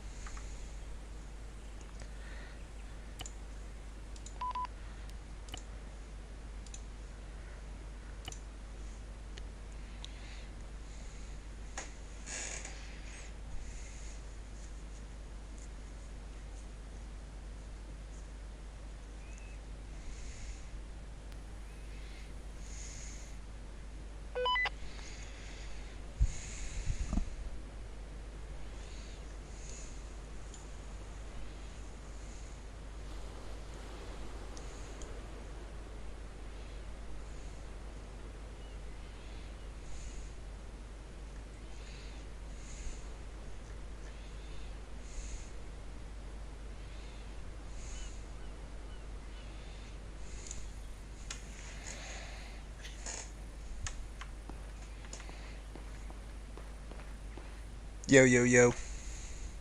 Hello. What are y'all getting into? I'm just redoing a rifleman kit. Why is my red dot sighted for 300 meters? Which one? That's crazy. That's a crazy shot to take.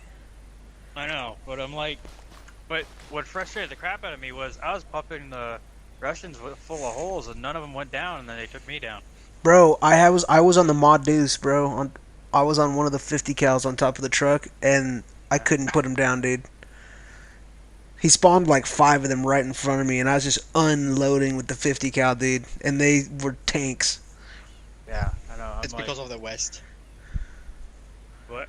That's because of the West. Yeah, they have 5th grade. The older ones have 6th grade.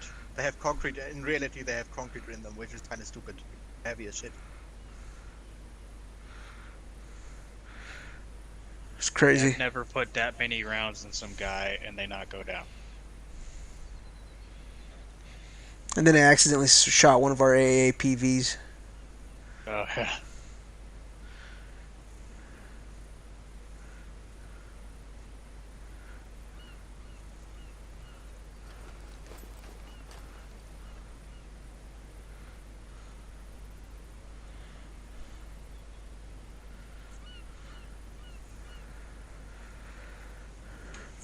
So let's see, what's the next training? Let me see, take a look here.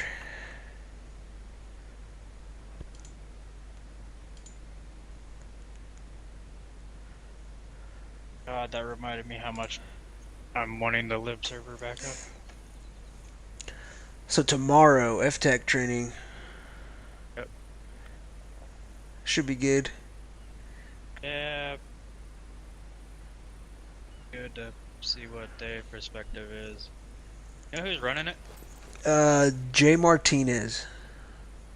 Actually, that's the aircraft integration training you were talking about, and then on Saturday is the TAC P. Oh, is that the Savage stuff? Or no, there's another one for that.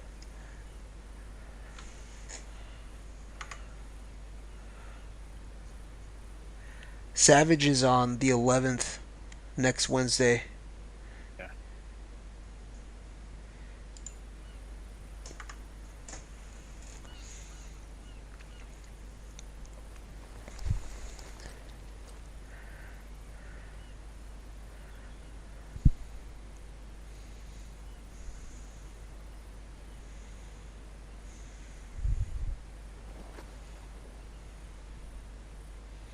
Have you ever run Savage? Oh yeah, I've done it. I've teed it. I've taught it. Yeah. One of the Nice. original members of the Discord. So. Hell yeah. I mean, I'm one of the first ones to get in. Took him forever to get me the invite, though. Because apparently they were like, "Didn't you have an invite already?" Oh wow. That's crazy. No, wait. Okay, yeah, I did, but the link expired before I got to it the next day. Ah. Yeah. Shit, that's a good. Okay, I'm glad I know that. Are you talking about for COG or for this server? No, it's the Savage Discord. Oh, I got you. Okay. Yeah, I haven't sent any fire missions or anything, but I was with Lawrence the other day. It was the night shift, I guess, right? And he was one of the few people on. He was like, "Bro, just jump in with me, and I'll show you how to do Savage and shit." Yep. So we were sending some fire missions. That's the only experience I have with Savage. That's mostly going to be teaching Savage, and then we're going to have at least Taldor is going to be on TAC B, and I might go with him. Nice. That'll be sick. That one seems like, I don't know. The only thing about being the forward observer, man, it seems like there's a lot of radio traffic you have to manage. Yeah.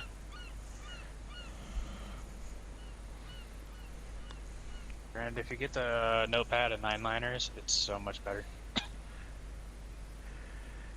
How does that work?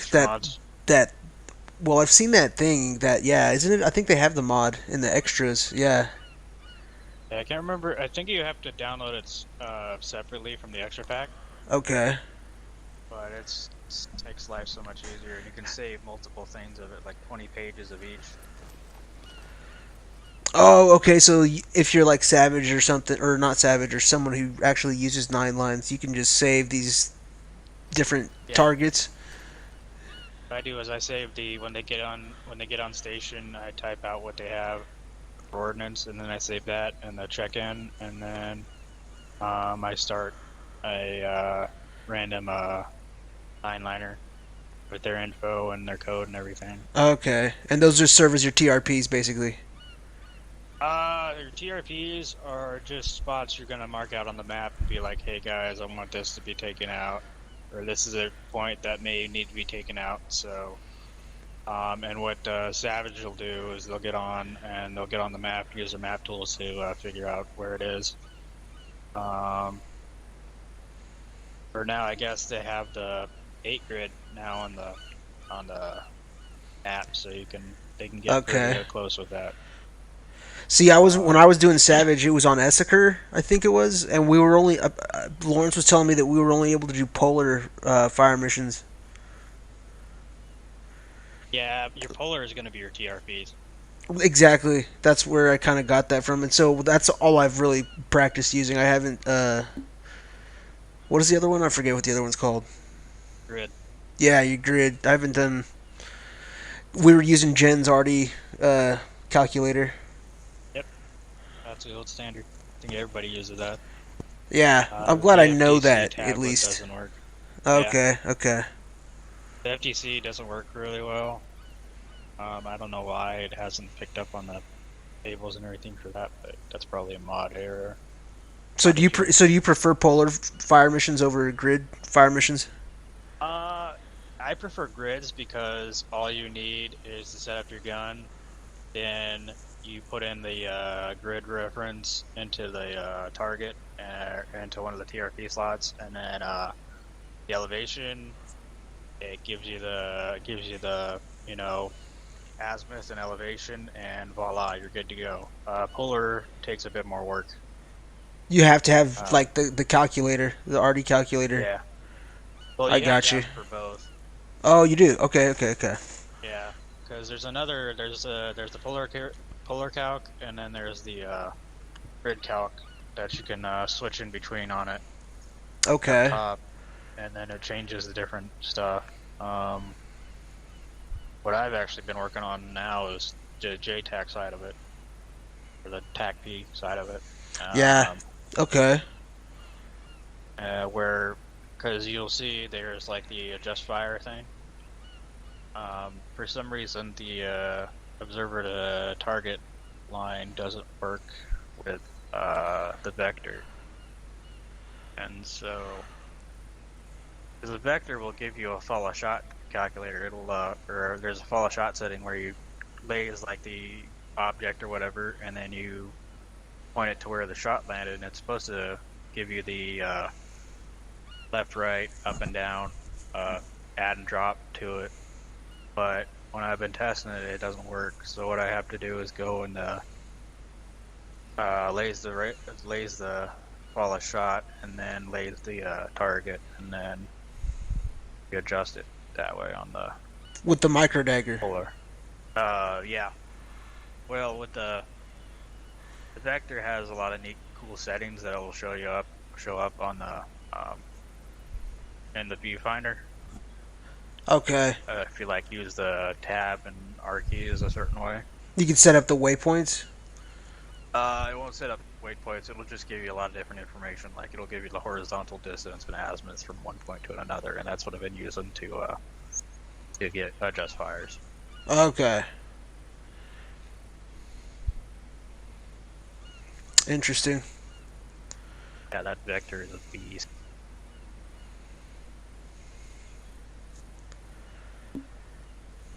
What is that tan one above it? Do you know what that is? That's a laser designator, I think. Oh, okay, okay. Or wait, is it the MX? Yes, the MX, that's what it is. Okay, that's just the thermal view. Okay. Thermal viewer.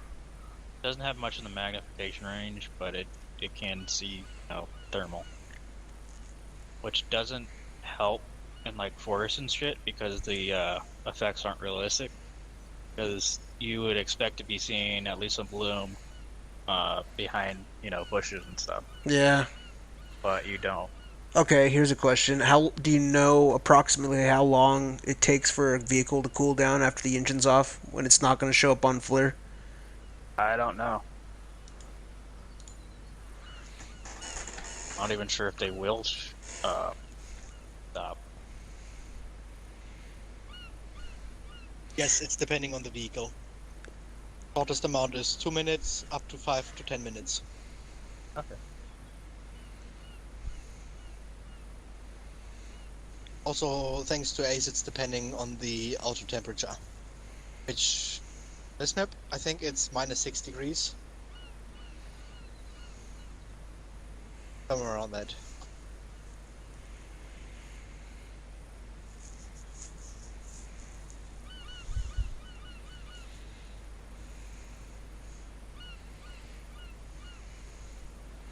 I've only had that issue in vanilla Arma.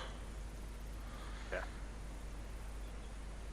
Is TAC-P also doing JTAG stuff, or is it just, or is it also air controller?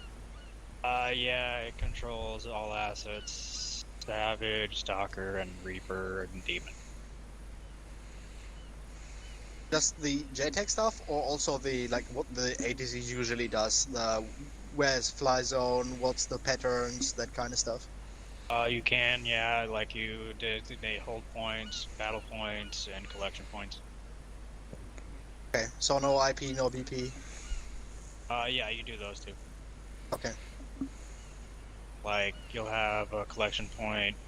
Like let's say we'd have one on the coast, and then you'd have an IP moving towards a target. They get in there, and then they start their attack run.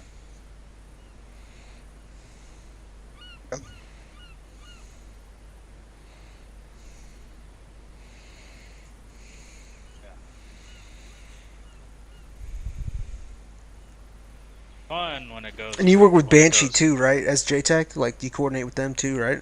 Everything in the air, right? So, yeah, because you're in control of the airspace. I remember Banshee. I think Banshee is tasked by. But probably. That's 1.6 or what? Yeah, 1.6. I can't remember off the top of my head. I have to look at it.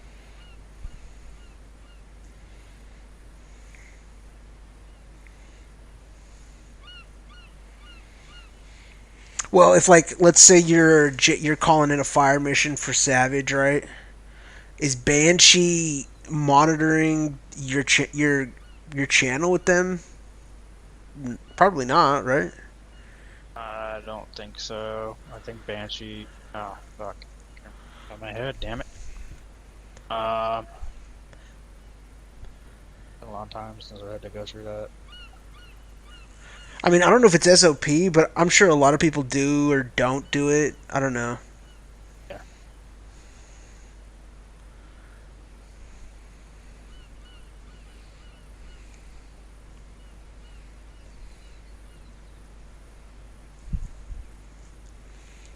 What are you using that? Helicopter. Yeah. That Black Hawk. I wanted to try if I can change the pylons, and I had a look in the add-on options, but apparently I cannot. Okay.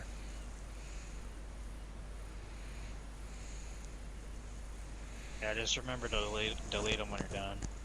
Yeah. Somebody parked a Super Tucano in the hangar. Yeah, I know. Yeah. Non-deletable. It was the engine was revving the entire, like when I first got in here, I'm like, what the hell is that?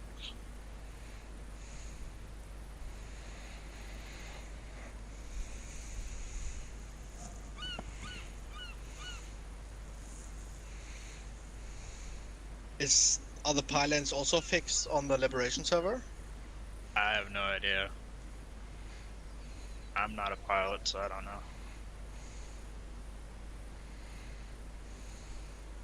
Because when Ace weaponry would be usable, that would open up so many new options for weaponry. Yeah. I don't know how that works. You'd have to ask Lawrence on that one. I don't know, Lawrence. I just got here today. Okay. I'm trying to get some infos in. Yeah. Connect with the community. I don't know. I just went today for the... Yeah. Well, it's a good time because all these trainings are going on. Yep. I have to learn N server, which is not fun. Same here. Like I just started maybe 3 months ago.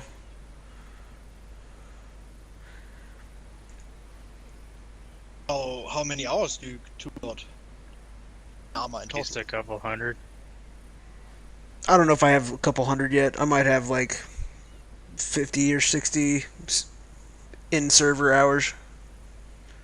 That's quite a bunch. Yeah. So, were you just playing on this server, or were you also playing some? Position, I was mostly playing Ogre, Ogre lead, or Ogre medic, and then I moved on to 1-4 squad, and moved on to the regular squad. Well, with 1-4 I was a machine gunner or the medic, and then squad lead, and then I went to medic, and regular squads, and then I got my 1.9 perms on the final few days of the last campaign. Hell yeah. Platoon medic. I've done all of the roles that don't require perms, with the exception of Savage. Where can I see what requires permissions? Go to the Karmakut Liberation page. Be a thing for SOPs. And then go through those. And on the top there should be the permissions system overview thing, and that'll show you what you need. Top of my head, for Phantom you need 1.6 for platoon lead and TAC B perms. For 1.9 you don't need anything, just well, for 1.9, 1.6 and TAC P you don't need pass the test. Oh, same thing for 6.6. Company command. Banshee, you need 1.6 and 1.9 perms. And for Stalker, you don't need anything. Just pass the test and put a video, and then that opens up where you can start looking for Debbie and Reaper. Okay. So when the Liberation server starts, I can just hop on, join a squad, and be in there. Yeah, yeah. Okay, cool.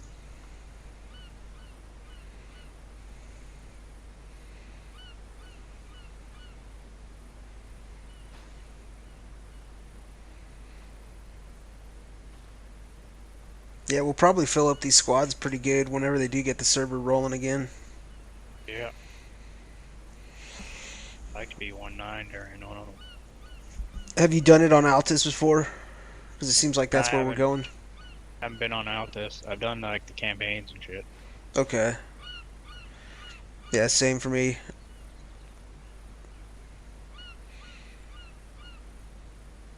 Apparently the end's a bloodbath. We haven't finished it yet.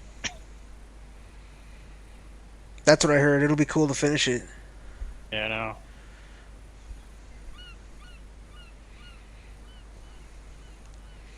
Yeah, I don't need to join COG or anything, dude. Like, that's, you know what I mean? I don't need to join COG. I just need to, I want to get my Phantom perms.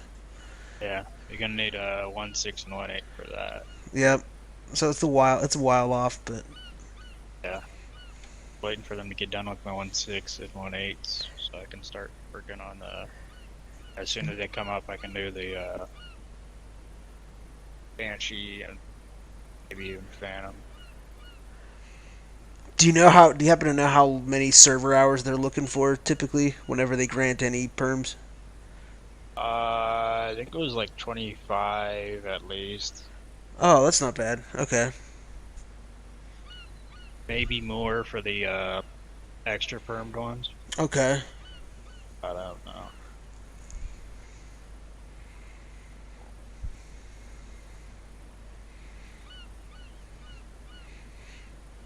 I would definitely want to spend a lot more time as PL and the TAC P, you know what I mean, before I jumped into Phantom, because it's a lot of shit. Yeah, it is. So it's interesting to hear how different guys manage different things. Yep.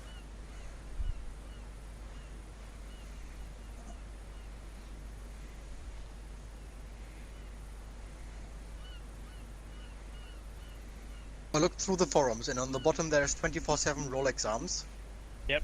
I just have to fill it out, and then after I finish, I'm allowed to do that. You have to fill it out, and then you gotta get a pass from it'll get tested or graded.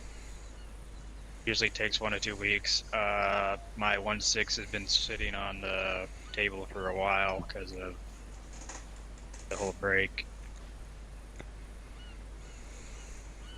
Okay.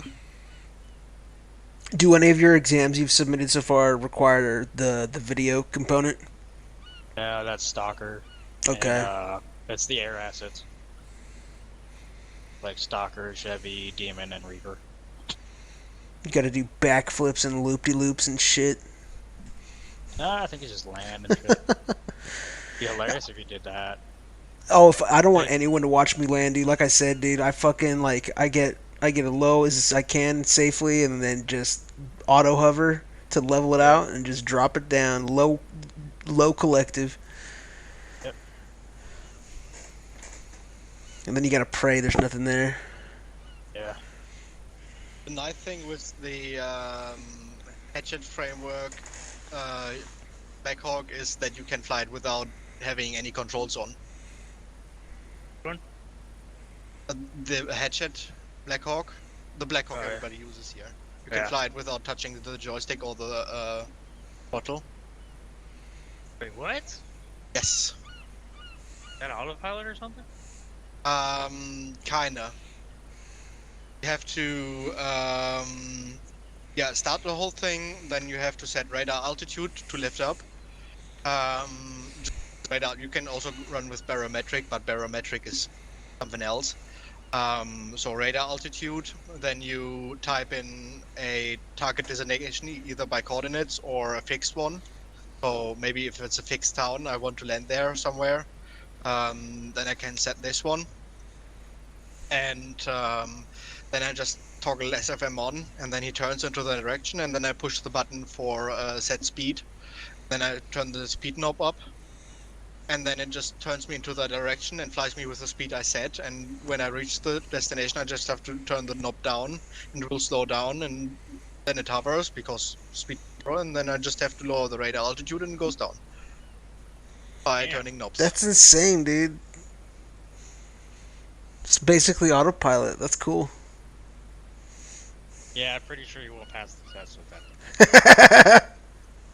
That's just something you do and you don't acknowledge that you do it, you know? Wink, wink, nudge, nudge. That would be quite fun if somebody actually does that, just with turning the knobs, never touched the rudder before. Yeah. You can also get yourself in a loiter position just by turning on the speed, and the you don't need the advanced flight model, because when the overtalk message you get, where your helicopter just breaks down, doesn't work with those settings in. Huh. So you can fly over speed with way too much torque, and the helicopter is fine. Damn. Also, you can play Pong while you fly. Against the helicopter or against other players. That's funny. Is it on one of the modules inside the plane in the cockpit or what? Yes, it's on the MFDs. Wow. I wouldn't be surprised if that's some game or something was in the real ones. They wrote a message there that many people texted them that everybody wanted a rear exhaust animation, proper one. So what they did is they brought the game into the helicopter instead of actually giving. That's funny. If you're Stalker, you can just do an insert and then just hold the holding pattern with that system you were just talking about. Play Pong until you get a call to do another reinsert. Yes. Indeed. Wondering how well it goes against not red air, but iffy airspace. I don't know if there's an death automatic in the helicopter, like some Russians do. Edgy guys. Yeah. Do you know the range on the SAM sites? Because I remember at the end here they were talking about I don't know. It was a long fucking range though. Whatever they were talking about. Book is 16. Yeah, we couldn't get anything fucking close to him to do anything. Hook SAM sites with the radar is 16 kilometers. Because I think that's maximum or bigger ones. Take them out, you would have to use harm or SPDs. So GPS guided bombs. Know the exact location.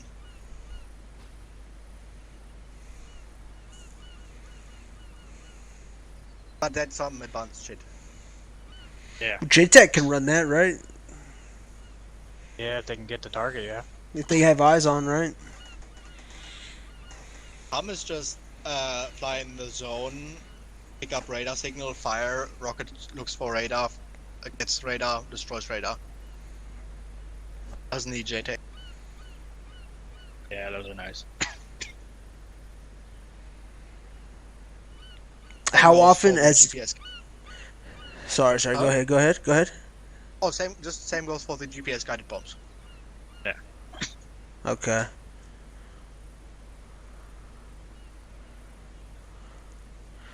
How often as JTech are you how often do you get like any kind of like fire missions or TRPs or anything like that from Phantom? I don't know. When looking at it from not being an attack B, if you get some Phantoms online, it could be quite often with their drone. Are they usually on, or are they rarely on Phantom? It depends. Sometimes they're on the whole time, and sometimes they're not so much. I think it's about 50-50. Maybe 75 yeah, about 50-50.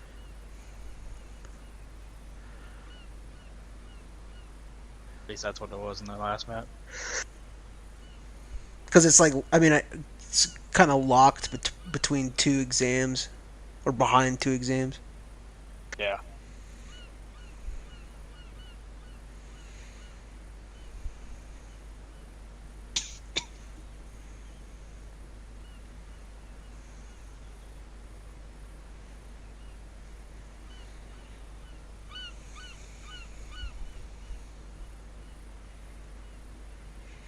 Well, you guys going to the other trainings as well? Probably. Nice. May not make it to the platoon one because it's like 3 in the morning, but I don't know. Okay. Oh, is it true what TeamSpeak says? Everybody in this little 3 people circle is German? If it says I'm German, no, it's because I use a VPN. Okay. Yeah, I'm in Germany. Oh, okay. Was when you said 3 a.m.? No, 3 p.m., right? 3 a.m. 3 a.m., yeah. Some of those are on 1 a.m., 2 a.m. for me. Yeah. Yeah, some of them are going to be pretty late, but I think I can make all of them. I'm trying to record them too, so I can like look back at them if I want to. Like, yeah.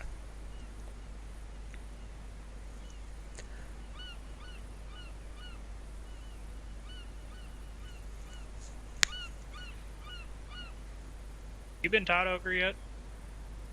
no. You guys want to? Yeah, let's do it. Yeah, Okay. sure. Hop back in as Ogre engineers and at the vehicle range.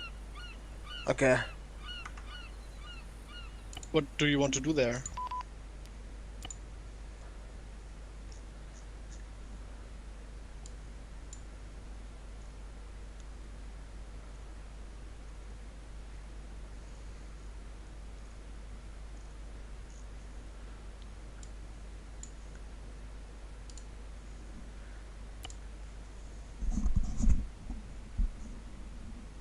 Nice. Get some Ogre in.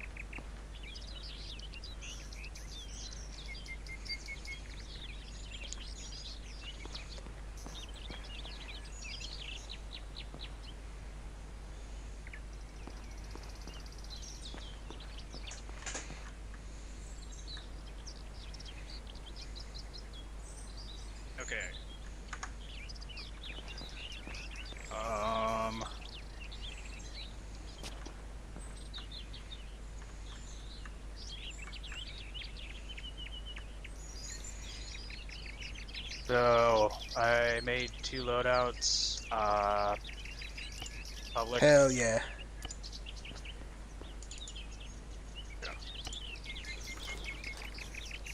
Nice.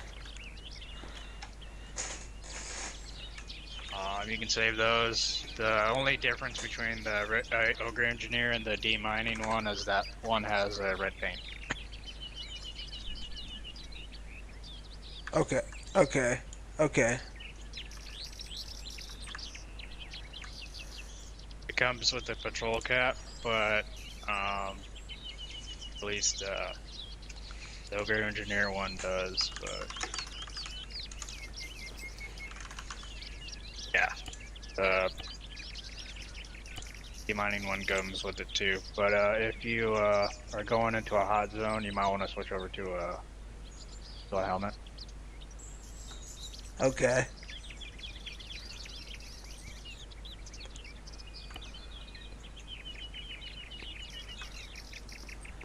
Sick.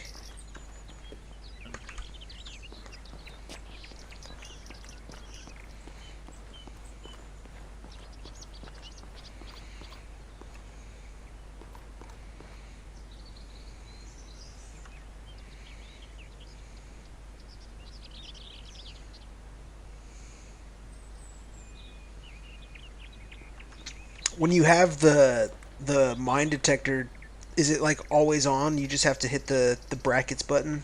Is that how that works? Yeah. No, it's you have to hit the bracket buttons to make it active and turn it on. Okay.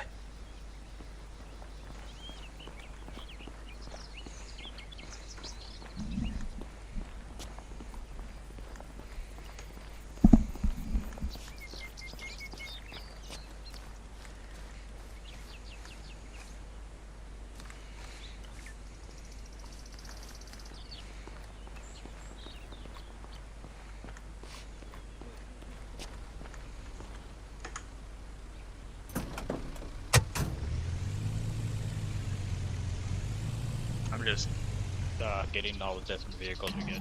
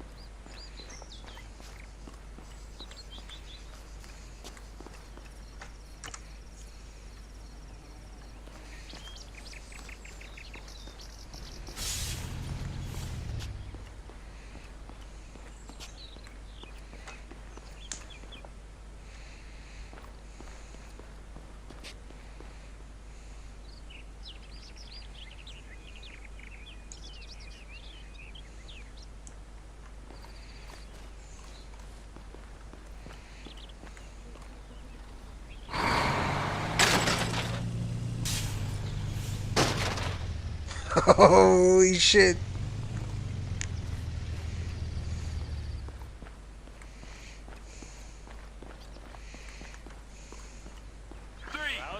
That was sick, dude. You went X Games mode.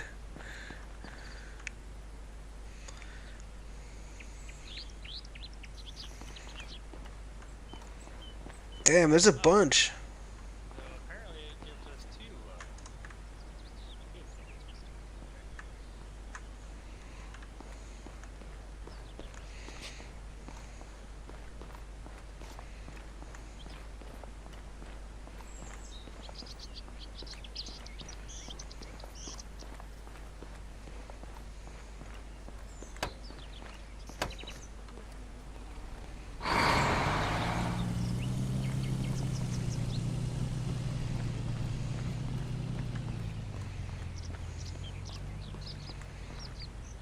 Yo, yo, yo.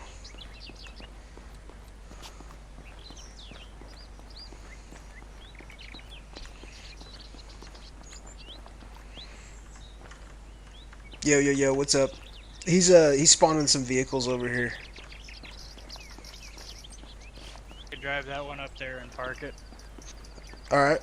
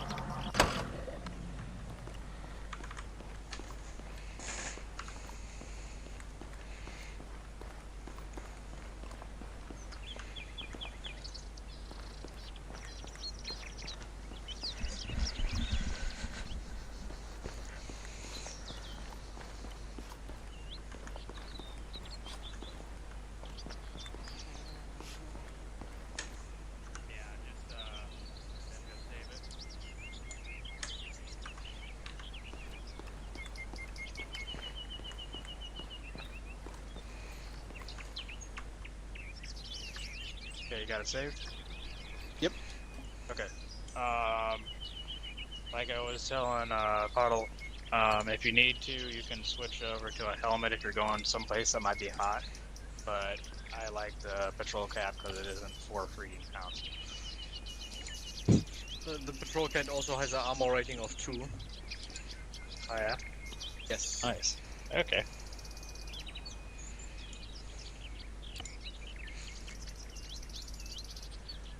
I'm just getting vehicles that we use over there.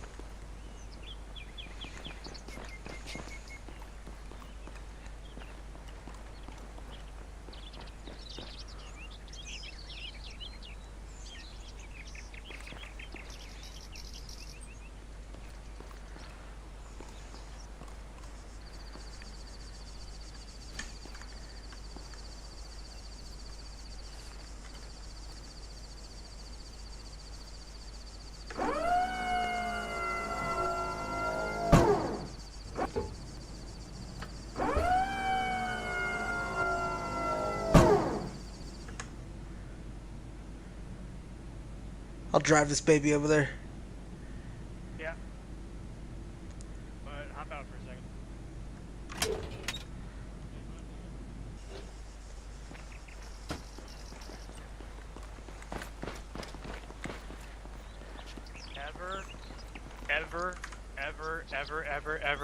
Ever drive this outside the fob. The only time you can move it inside the fob is when you need to move it to park it. Or the only time you can drive it outside the fob is if Phantom has said they need their Vic back before restart and they're too busy to take it back. That is the only time you can ever drive this. Okay. Only. What do we call this? This is the open top Humvee. It is purely a Phantom Vic. It's purely a Phantom Vic. It is technically not written down in the SOP that you are not supposed to use it, but it is a SOP. Okay, good to know. Written a new one, ripped a new one. Even if it's the only Vic you have, you need to not use it, or if you desperately need to use a vehicle, get with 1.6 or 6.6 actual and get their explicit permission to use it. Okay? Okay. Otherwise, you'll get reamed a new one. No, that's good to know, man. Yeah. I personally don't agree with it, as it's a fucking fantastic vehicle. Yeah. Well, I could see myself just seeing it and be like, "Oh, open top Vic, dude. Let's go, Yeah. guys." I mean, and we've been campaigning for something that's quick, maneuverable, and we can throw a crate in and just take it out to them. That one is perfect, but as you'll see in a little bit, we've been stuck with something not too great. Is it just for logistics or also for inventory in total, or every other branch? It is. No one else can use that. What Ogre is we are logistics, mining, and EOD. We also, so logistics incorporates going and getting stuff from supply pads, as well as reinserting and supplying the platoon with ammo, weapons, all they need. Supply pads are going to be, let's see if it's still up. Okay.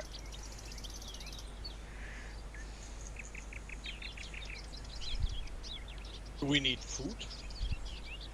No, we just need a.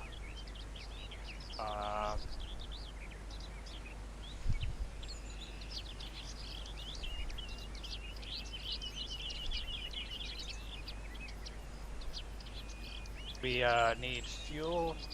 So the platoon resupplies are ammo, bandages, like medical equipment, AT, and that's pretty much it. Beans, bullets, and band-aids. Yeah, we don't. In this server, we don't need. You guys hear me? Yeah, I can hear you. Okay. Yeah. Okay. So, this server, we do not need food. There is like a mechanic for that, but we don't use it. And the supply pads, if you open up your maps and go down to Air Station Mike 25, where I'm circling. Okay, Yeah. I'm tracking. You see that F mark? Yep. Okay, you'll see either an F, an A, or an S, or a combination of those. Those are supply points. Those are where we will take. Running away. Yes, we'll run away from them. Only if there's contact, though. We run away if there's contact. Is it the Killer Potatoes Liberation? I don't know. All I know is that's a liberation. I don't specifically know that. We will take this Vic and we'll load up the crates into it. All the interactions with the supply crates, like the actual supply crates, will be using the scroll wheel, except when we need to carry it to move it. That will be an ace interact. That will be an ace interact thing. You'll just go ace interact, carry, and then carry it to where you need to, and then you'll scroll wheel, load vehicle, scroll wheel, unload vehicle, scroll wheel, store. So there will be supply pads at the base that we take the supplies to and we put them in. It's kind of like this, but you'll recognize when you see it. And then we put them in there, and that's how they can afford vehicles, tanks, aircraft, all that sort of stuff. So a lot of times, if you have a full Ogre team, which is 5 people, somebody may be doing that. Or if it's a late night shift, then they will, and there's no combat going on because there's too few people, someone will be doing that. Stalker also can bring supplies back to us, back to the fob, and they can also insert the platoon resupplies. So what may happen if we have an Ogre or we have a Stalker online is we'll fill them, with all the different gear, and then we'll walk out to a helipad, and then we'll be like, this needs to go to 1st Platoon, or this needs to go to 1-4. and they'll go there. We tell 1-4 or first in, and they get it and they hop out.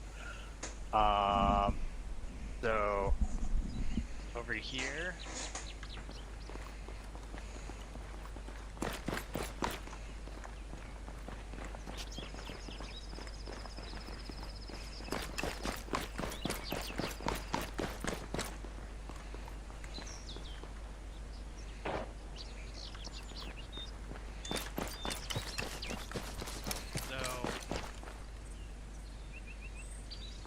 These two Vics are often used. This one, it is fully amphibious.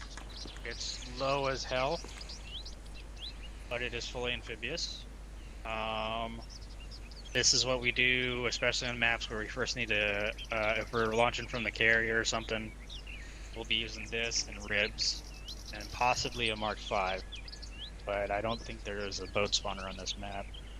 Yeah, we were just using them on that last map for that last little island, remember? Yep. Slow as shit, but like, it's cool.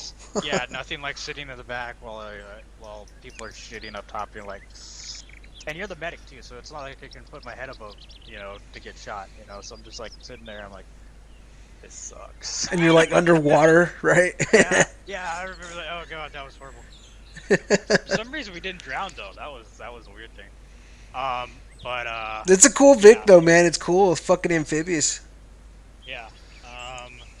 The M113 over there is technically amphibious. I haven't tried it. But the earlier one is amphibious. The later one is not.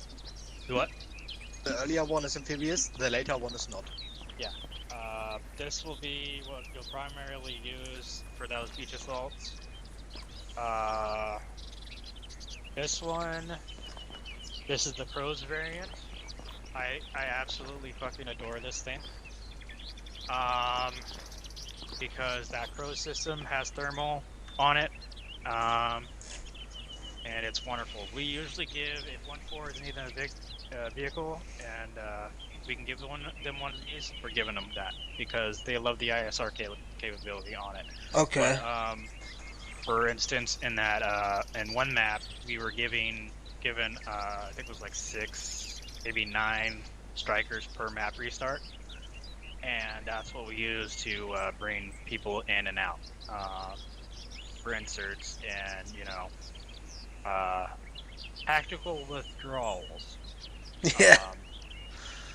So there is one of these that has a laser designator on it and just a regular open M2 on it. If you have to pick between which vehicles you're going to give to squads, always give them this, and then we take the open M2. Okay. Okay. Let me ask you a question though. Well, first I got a couple questions actually. What are the munitions on this one? It's a GMG. Is it a GMG up there, like a Mark 19, or what is it? This one currently has an M2. There is also a Mark 19 version. Okay. Usually we get the Mark 19 versions and like a big assault or something, and they're gifted by the admins. Okay. I don't have build terms, so I don't know if we can actually buy them ourselves, but that'd be pretty fucking awesome. Okay. This one's just a straight up M2. Range it, use the same thing. It's the Tango key, and it will automatically do your ranging, and then you just spray. Okay. I think that's how it is with the GMG as well, but we haven't used them enough that I've been able to actually sit down and try it. And you were saying the Crow system just provides like IR and thermal? Yes. Okay. ISR. It's 1-4, especially Patches, absolutely loves it because he'll sit just enough that the turret pops out, and he'll just be looking. He won't even shoot it. He'll just be looking. Because as soon as you shoot, you're a target. Okay. Right. So you want to move, get off the fucking X. Yeah. But sometimes he'll just put in somebody, just one guy usually the medic will just be sitting in there on the gun and just, you know, searching for targets and letting them know. I'll show you what the LRAS looks like really quick.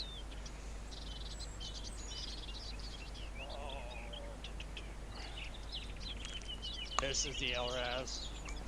This is the one with the laser. Okay, this is the M2. Yeah. Don't like this one nearly as much because obvious reasons, but.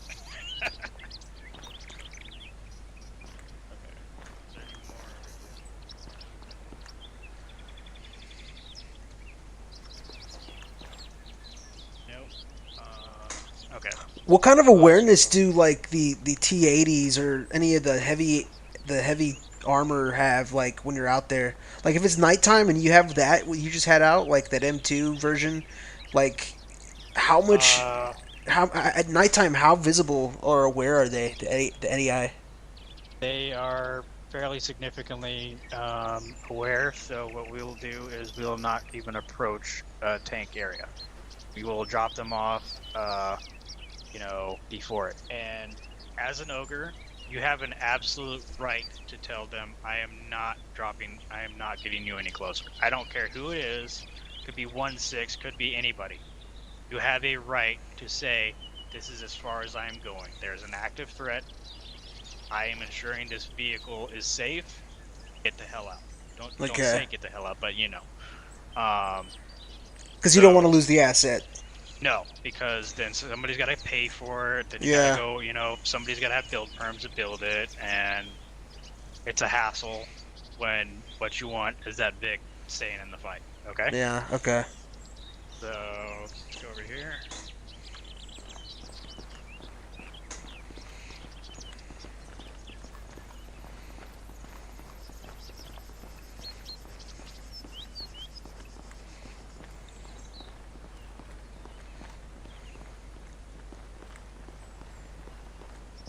Okay, this one is likely going to be more common if you're not given strikers and AAVPs at the start.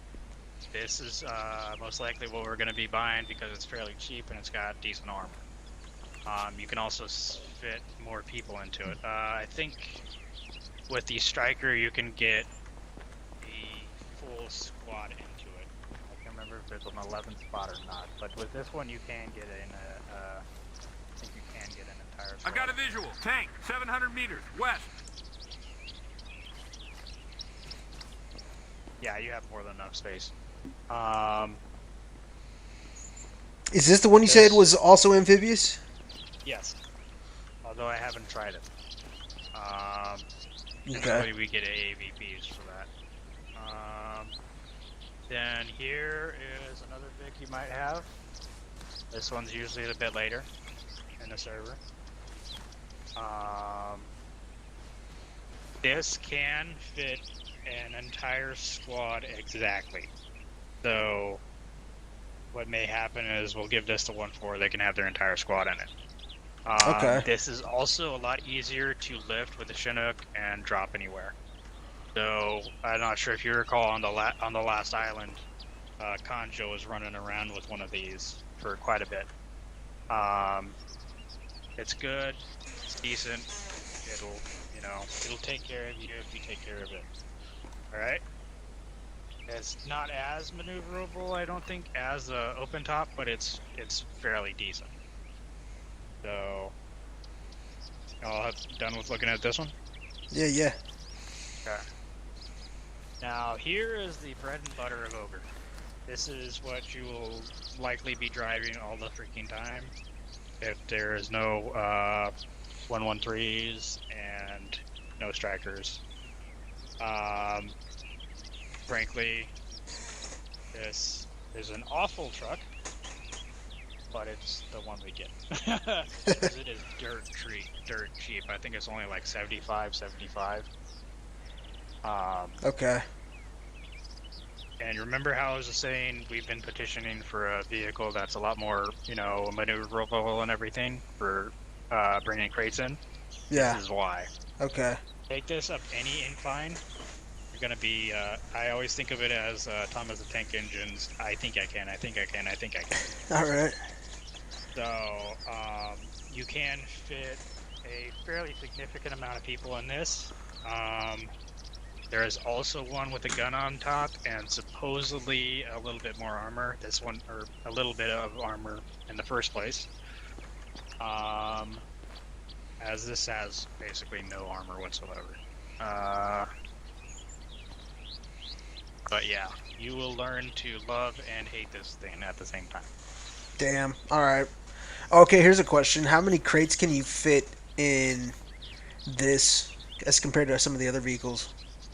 With the Striker, you can fit 2. With the 113, I think it's only 1. Maybe 2. But I think it's only 1. This one...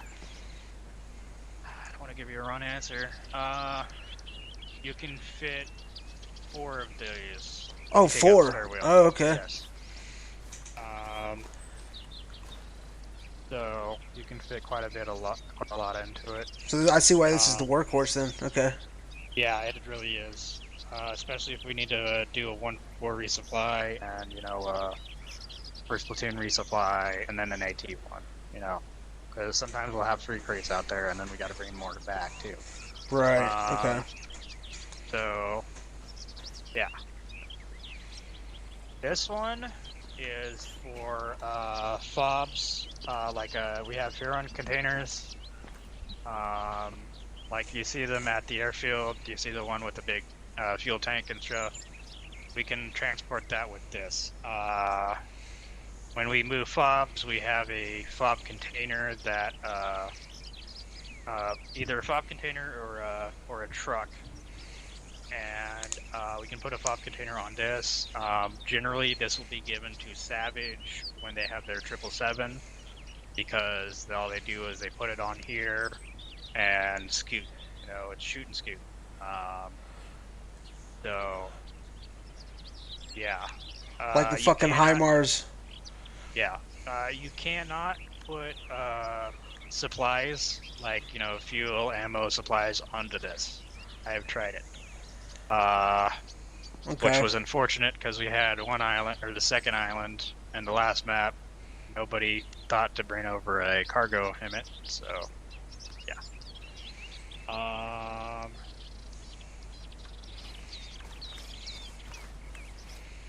Okay.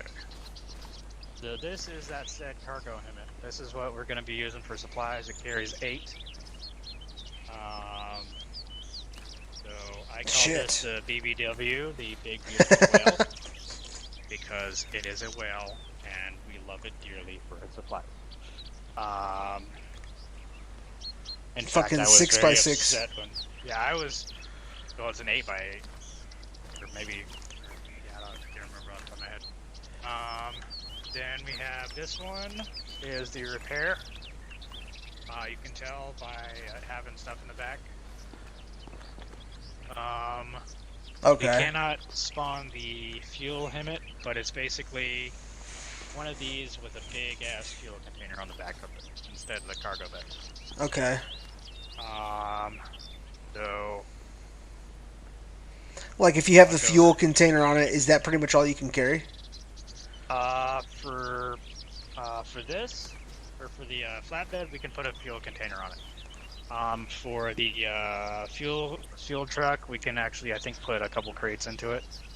Found that out when we were moving fobs. Can't remember if this one has more in it or not. I don't think it does, but oh, okay, yeah, it does. So this one you can fit 5 in them.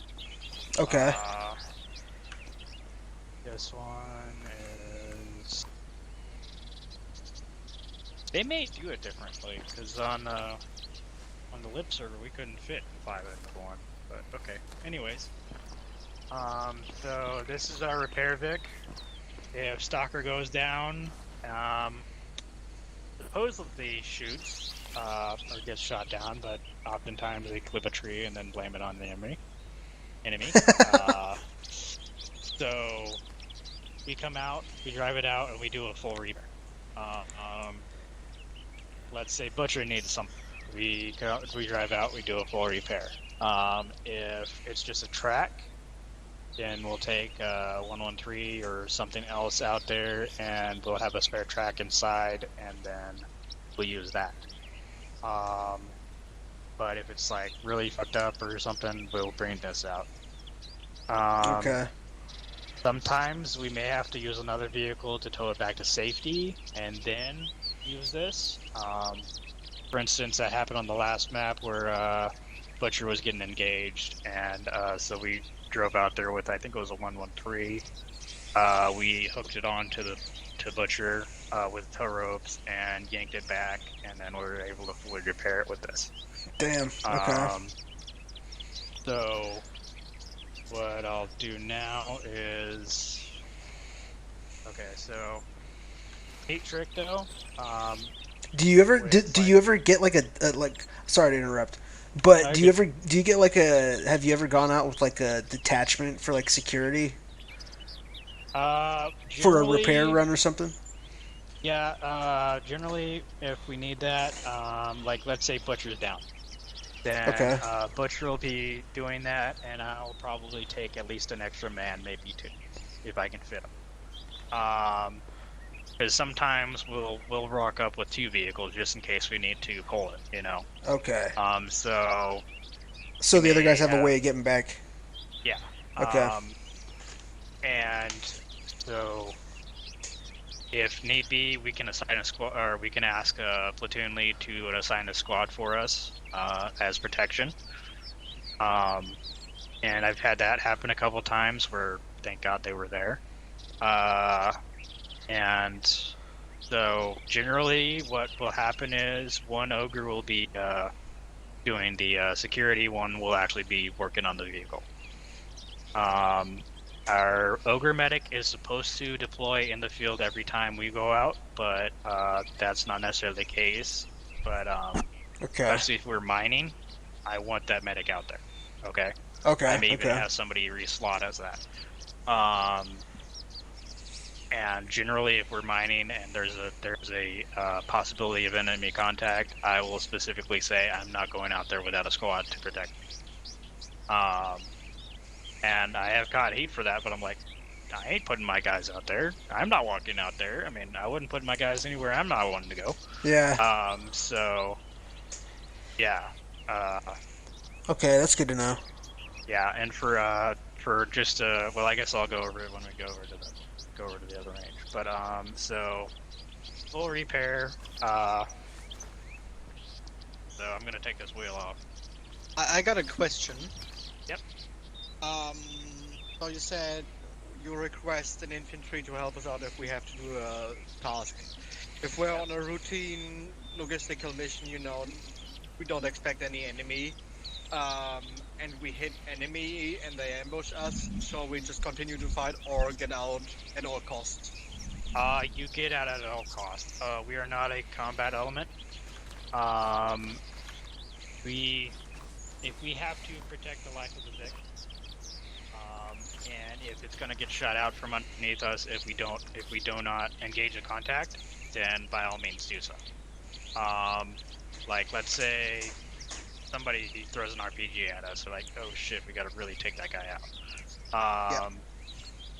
But generally, you're going to be just going, you just balls to the wall. Don't even, just go.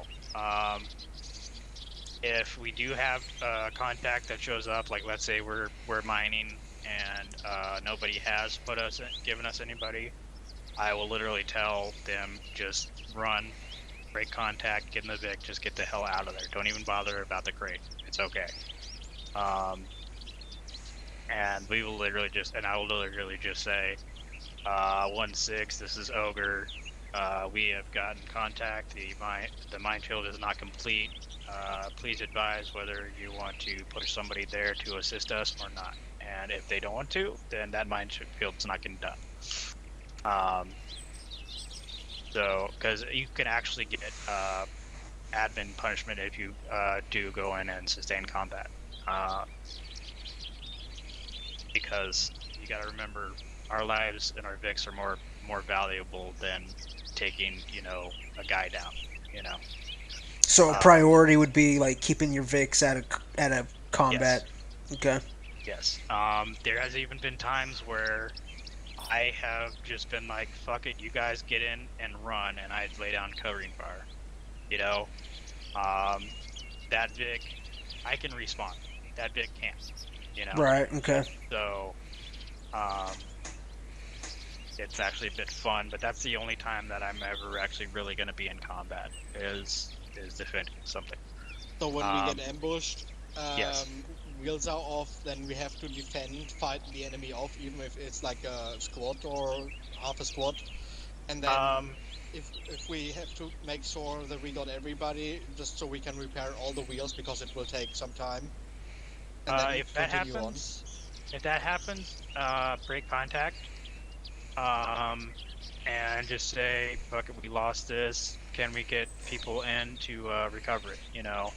And you just hold off, and we'll reassess, you know, we may send somebody out there, you know, with some extra support to get it. It really depends on the circumstance. Basically, just get the hell out of there with that Vic. If you can't, and you think it's a small contact that you can take down, go ahead and do that. Just be very careful. You know, it's basically common sense. Okay, don't try and bite off more than you can chew. That's what the squads are for. You know, and that kind of reflects in what my loadouts are. There's only a few mags. You know, I don't carry around a bunch. So this is so like okay. So we have the repair him in here. Is this a total thing? Do what? I'm just curious. Is this a total thing? So if I'm not, if I'm infantry, and I don't know, I got lost from the squad. I'm on my own. Can I go into combat by myself and try to reconnect to the people, or have to withdraw and try to get out of there? If you're coming back toward your squad, then by all means, you can initiate contact and be like, hey guys, you got people in between you and me, let's get them out. If you run into significant contact, then your best bet is to go push back and then get around them. Because I always think of it this way: my squad is gonna have I'm more of a benefit to the squad being alive than, you know, taking down a few guys. You know, that makes sense. Yeah. Okay. I was just wondering if it's encouraged to, you know, fight some enemies off, get some kills, be not the lone survivor, but reconnect to your people, or completely withdraw because they want to keep the squads together and they don't want any loners out there doing their own thing. Loners are actually prohibited. But let's say you get like again, you get lost. It's not like you're going out there purposely to, you know, do things. And that's happened to me. I've been going along, and then all of a sudden we were told to go to another landing zone, and you know, I don't hear it for some reason or whatever, and so, you know, I'm like, oh great. So, you know, because I actually had one squad leader said it in local chat. He didn't say it. He said it this way, not over the radio. And so only part of us got it. That happens a lot too, man. I get split off. My first week, I didn't even know about fucking the Android. By the way, Lynx, I don't know if you know how to use CTAB or how your Android works, but I think you have to change one of the keybinds, right, Nautical? It's better to change them. You go into hit configure. Oh, I set it all up. Oh, you already got that cleared up? Okay, cool. Yeah. He's squared away. Good. My one question is, did you change the grenade key? Yes, double G. Good. I love you. Okay, good. The amount of times I've, as a medic, had to clean up the mess from a newbie coming in, hitting that key. I don't want to. It gives me nightmares sometimes, you know. It sucks Yeah, when I you're. got a couple of hours in the game. I already know the flaws Yeah. of. Yeah. So, It sucks when you're in Arsenal and you're stuck in it, and all you hear is, "Oh my God! I threw a grenade." I know, right? cling, cling. It happened last map. I still haven't figured out who the hell that was because he like disconnected. After Were you there? It was nighttime. Yeah. Was there. that I was outside Essaker? the tent. I was Yes, outside the yes, tent. that I'm was. like, Dude, I died. yeah. And I come rushing in there like, oh shit. Damn it, they're all dead. Yeah, he called it when he threw it, but after everybody died, he was like, "Okay, I better shut up about it. I don't want to talk about that." Yeah. I mean, my thing is own up to it and be like, yeah, I Yeah. did it, and this Yeah. is what I did to fix it, but don't just, run away. Because, I mean, that's... Like, if Odin is on, can he figure out who... Does he know who threw it? I don't know. But yeah, it's like, that wouldn't be enough to get you thrown out of the server. You get a stern talking to, Right. but you wouldn't get thrown out. So that guy is probably going to miss out on quite a bit because he got scared off. Yeah, that's a good point. But and nobody was particularly pissed about it either. But Yeah. it's just nice to like own up to it and like, all right. And then he gets the whole talking of Double G. Yeah. I mean, I've had to give that talking a couple times, and I had to give myself the talk of make sure that your loadout is clear of frags, because I was throwing a smoke one time and it was a frag, and I could have sworn for the life of me it had been saved in the loadout, but apparently not. Oh, that's a good So, point to keep track like, of what you're throwing. Yeah. I'm like, what the fuck? I blew only myself up though, because it was, I was throwing a green smoke for LZ, but that was hilarious. I was laughing at the whole time. Okay, so every ogre should have a toolkit. By default. Okay. If you do not have it, you better be mining, and it better be in that crate or in the truck. Okay. A ogre without a toolkit is not an ogre. Except for the medics, because they can't actually repair. Those are the exceptions. So with this, I've taken a wheel off. Now to do a full repair, we go over Ace Interact with a vehicle. And we go to the wrench icon, repair, and full repair. So one of you guys go ahead and do that. And it will... Alright, I'm full repairing it. Alrighty, it will take 30 minutes, or 30 seconds. 30 minutes? Yeah, no. In real life, maybe. 30 minutes, actually, that'd be a little long. It will look like they're done, but there's going to be generally about 5 to 10 seconds left. Okay. See this? It looks like he's done, but he's not.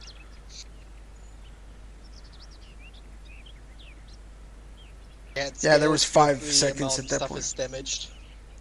I don't know. I haven't seen that yet. Generally, when we have a full repair, it's 3 seconds. Oh, most hilarious is on the medics when they try to stitch you up or fully heal you, and you've got a guy that is completely fucked up with over, I don't know, the biggest one I had was over 600 wounds. Jesus. Did he yeah, live? Yeah, we managed to get him back alive. He's on every limb, and just Shit. Just managed to somehow close his torso off and put tourniquets on the head. That's crazy. I don't know if I'd want to be alive. It took us 10 minutes to stitch him up, and the medic who was making you got the animation, and the animation scales with the amount of damage, and it took him 10 minutes, so the animation was very, very slow in those 10 minutes. Yeah, I think it's only meant for 25 seconds or something like that. Yeah. It's so funny when they're like just absolute slow-mo. Yeah. So funny. For loading items into vehicles, it's just simply go over to it, load it, and then take the vehicle and then put it in. Wait, so you have to carry... How many spare tires do you have to carry? How does that work? Generally, we just carry the one. If we're going to a Vic that has wheels down, we usually ask them how many wheels is it. And then we put that into it. You're generally going to be a soft top because it's got the most. It's got fairly good capacity. Okay. We try to never bring a HIMmet into the field unless we absolutely have to. Okay. Even when it's going to be a repair, we make damn sure that it's a safe area, because these things are expensive. In fact, you won't really see these until later in the game. So are these mainly just for moving fobs, stuff between fobs? The supply one is for gathering supplies from supply points. And Okay, and then the repair one is obviously for... Yeah. Okay. We generally do stuff them to the gills with crates and anything we need to. When we're moving fob, because during every fob, all the vehicles have to move. So... Okay. You know, like if we have like a Steiner emplacement or something, we'll throw it in here, you know, and it'll be good to go. Can you just build one fob, or can you build it multiple? We can build multiple. It just depends on how much supplies we have. Like with the last one, we had three fobs. They were actually designated by our orders, like our command orders, and the ASRock tab. So yeah, that is basically it for vehicles. I don't know how long do we have till the restart, but if you want to want to stay around, we can blow some shit up. I got a question for you though. Yep. Well, so how does you have, like you said, there's fuel and then there's ammo and then I forget the other resource. Supplies. It's just supplies. Yeah. Okay. Like, we're finding this shit out in the field, right? And we can bring it back, right? And use it. We generally it's going to be either a stalker or an ogre is going to have to go out with that Vic.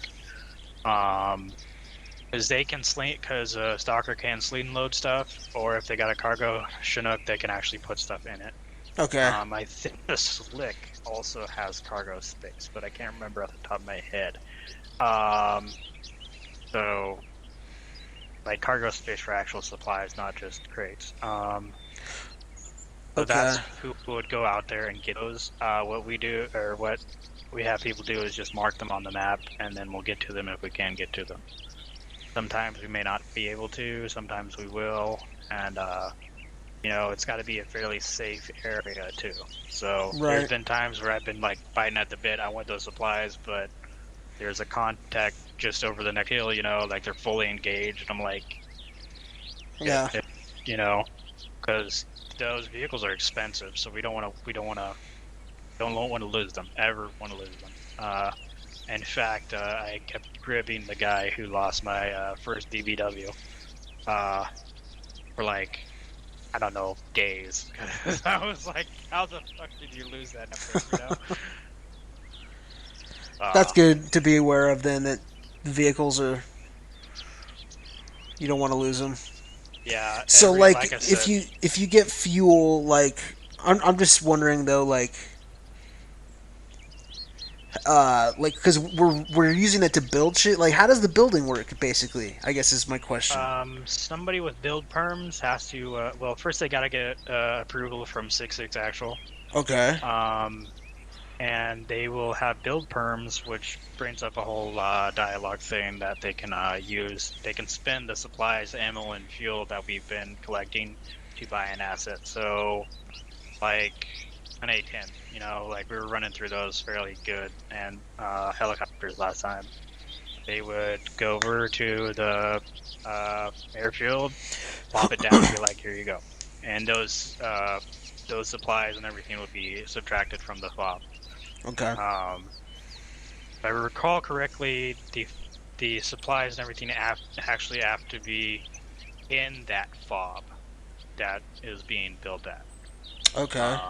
So sometimes we'll move supplies around to get them to that place. Like towards the end of the last map, we were trying to get a 22, and so Chevy was hauling the crates over here, and then we were storing them and everything.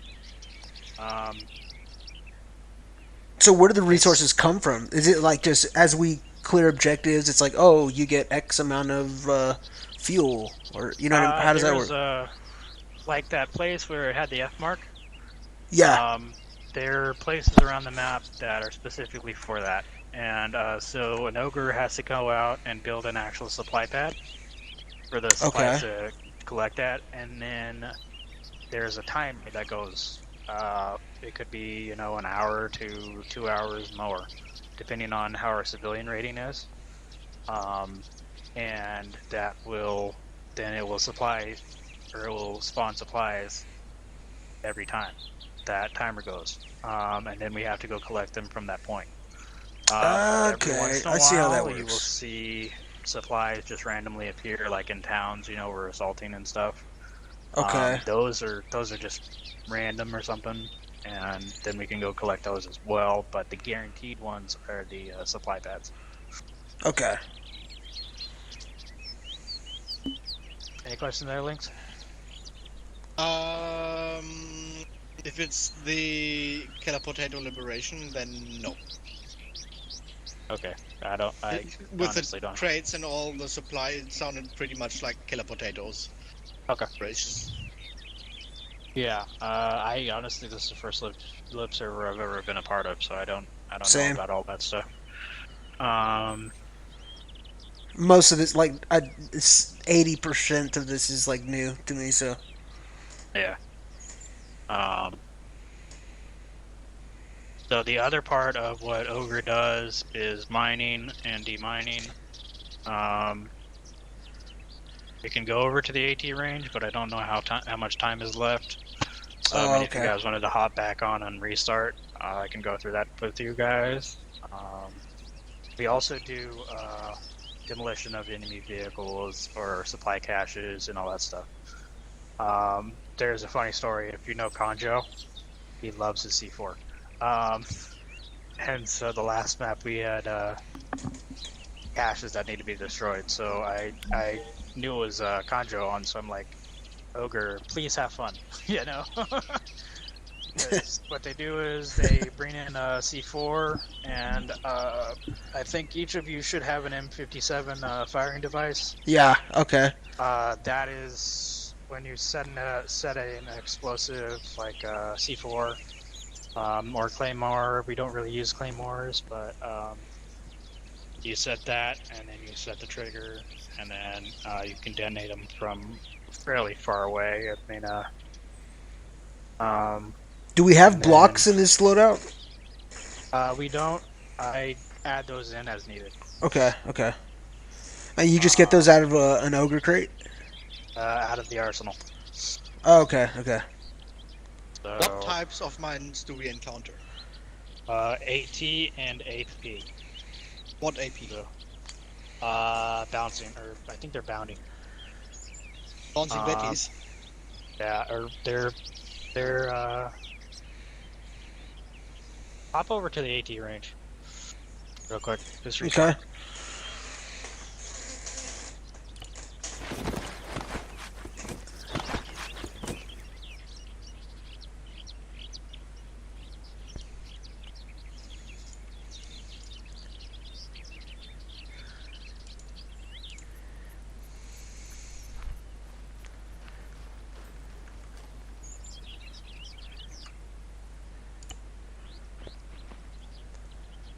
Okay, so open up arsenal, go to your backpack, then go to the explosive tab.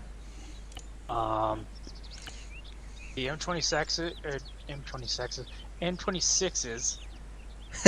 are the anti-personnel mines, and then the M14s are the anti-tank mines we use.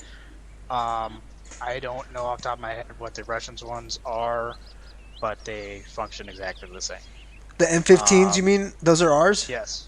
Okay. The M15s, yeah. Yep. And then the M112s are the C4s. Okay. For caches and, you know, like soft tops and those types of vehicles, like even a Tiger and a ZU.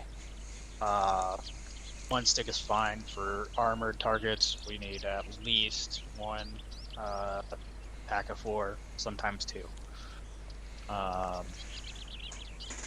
Generally, if you hit them from the side or the rear, they're gonna do pretty good. Okay.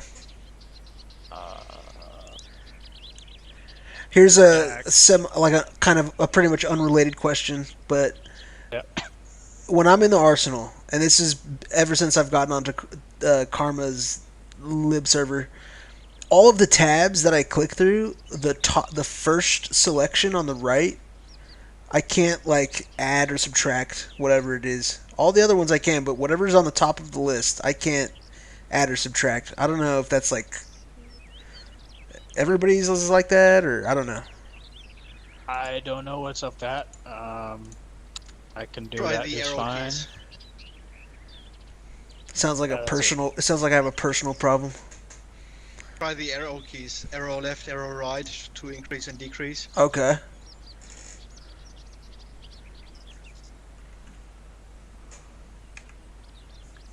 Oh yeah, that works. Yay. Awesome. Solution. Thank you. Is artillery also shooting cluster mines? Savage can. I do not think the enemy artillery can do that. They will love to hit us with white phos though. God, that miserable fucking. That shit sucks. Ugh! That pisses me off so much. It's like we'll be actually pushing, and then all of a sudden, white phos. It's like clockwork. And you don't know till it's too late. Yeah. You just start coughing sometimes, and then the round hits. It seems. Yeah. And you're just like, yes.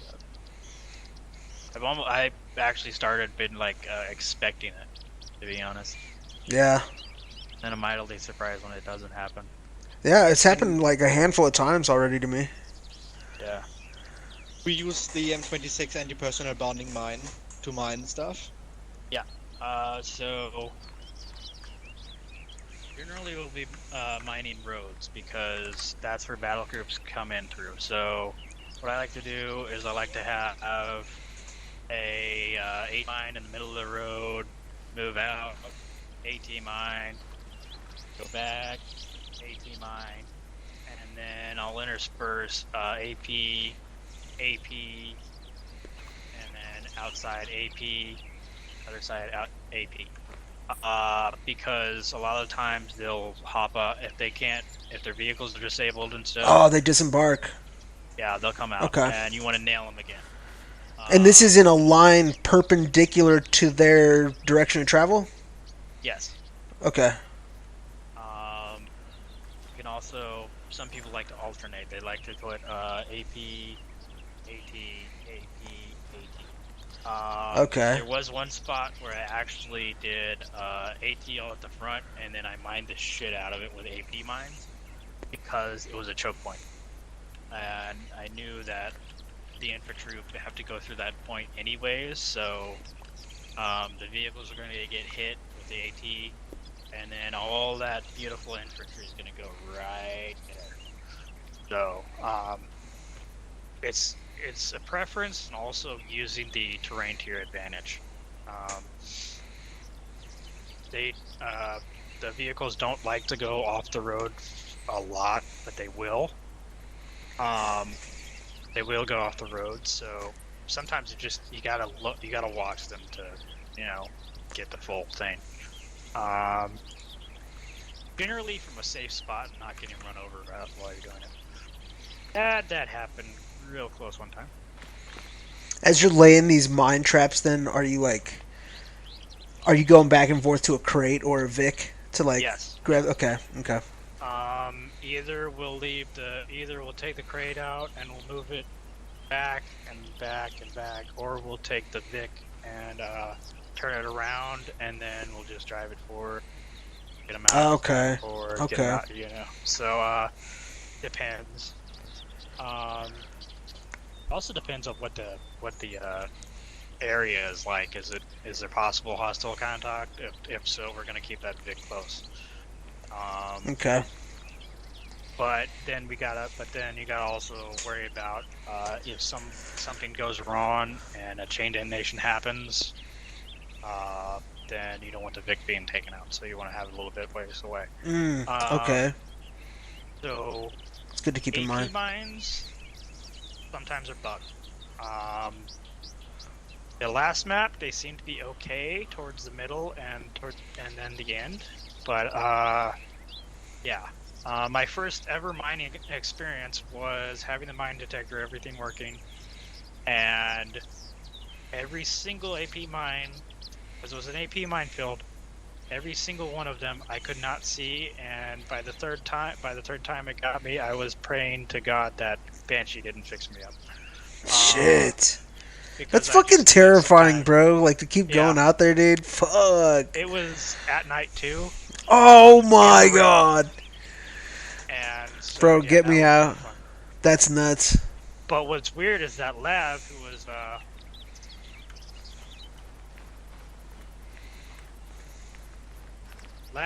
right next, or was the other ogre doing them, saw everything, single one of them, and got like 97 out, taken out. Wow. So I was like, seriously. What are you doing to get? Okay, here's a question. And I don't know if I don't mean to like cut in front of. I don't know if you wanted to. Probably were going to cover this. How do you get rid of these minefields? Can you call like a savage fire mission and be like, hey, just delete this little area of land?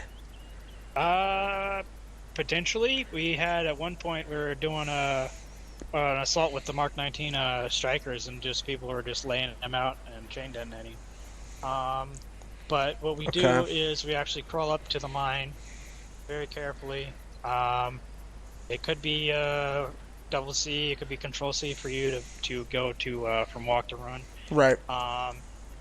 And once you get within, once it starts going, once your detector starts going off, immediately go prone. Okay. Is going to be a good idea. What? Do you use APOPs? Do it. APOPs. What do you mean? Okay. APOPs is the explosive wire that you shoot over a minefield and it goes boom and it blows up the minefield. So you gotta. Like, I know what you're talking about. That. Yeah. No, we don't have that. There's also those a striker, wire guided, which is demining. Yeah, we don't have those. Or they may be in the build. The striker may be in the build menu, but I don't know about it, and it's never been mentioned in any of the training. You can that also I went through. do that. Yeah. We can shoot them sometimes, but that's only if we absolutely need to. In fact, some of the infantry squads will do that, and they might get yelled at for that because, so the ACE interact is going to diffuse it. So you go to the mine, you hit ACE interact, the ACE interact key on it, and then defuse. Did you set a pressure? You set pressure plate on them? Yep. Okay, yeah. Sometimes they don't work. There is a better way. Here. Instead of crawling up to them, especially on the bonding ones. Yeah. You can just go away and I will show you. I don't know if it works with those. I will just try it out. I haven't tried that in a while.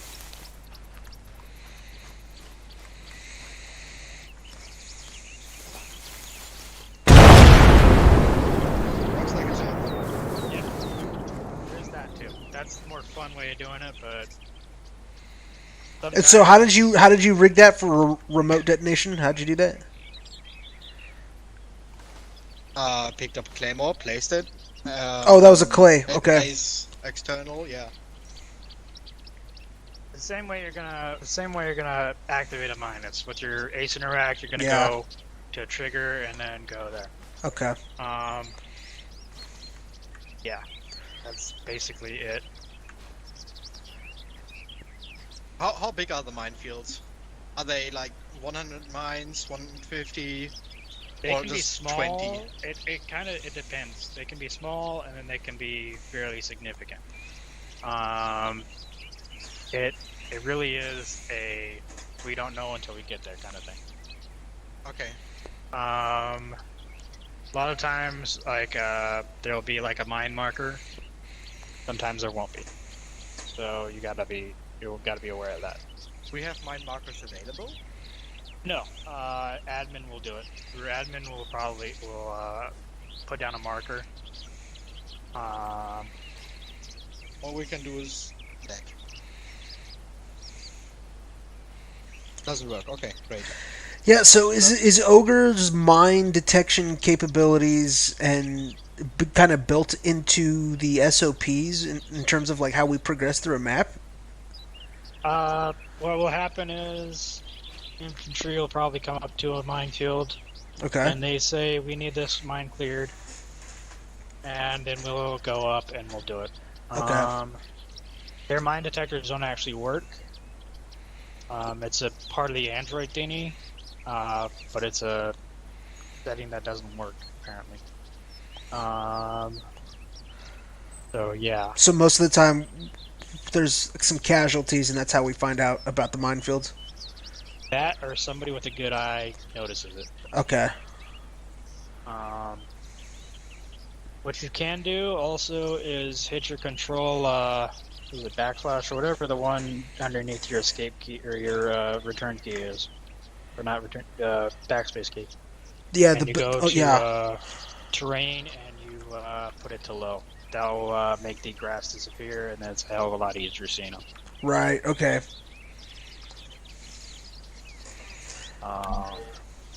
Other than that, I mean, there's not really pretty much. I mean, that's pretty much it. Lab would have you guys.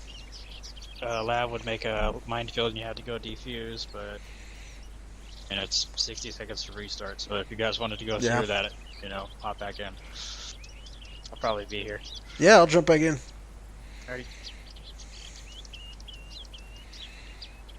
So, any questions? If you want to mention them in TeamSpeak, or hop back in for them. Okay. Thanks. Nope. Okay, you're good. I think I'm fine. It's 2:30 a.m. I think I'm gonna hop off and go to bed. Okay, have fun. They're good. Thank you for the help, and I hope the server will be up soon. Yeah, same here. Yeah, for sure. Yeah, I'm already bored. Have a good night, sleep well, and thank you. Yeah, same to you, man. Good night.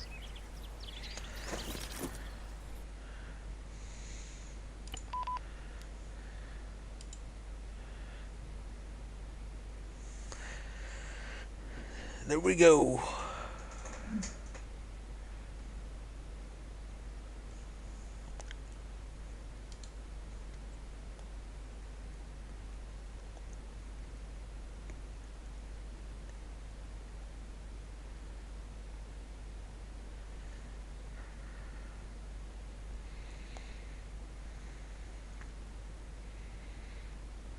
Hey, Nautical, are you there?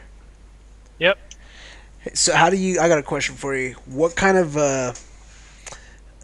what's your, like, etiquette with SLs in terms of, like, hey, I'm SL, you're Ogre, I need you to run, like, this crate, or here's my crate, I need you to have it here, or I'm going to be over here. You know what I mean? Like, is there, like, etiquette rules or, like, anything, like, kind of professional courtesy SLs should be aware of? Pretty much. Just always remember to mark your crate on a map.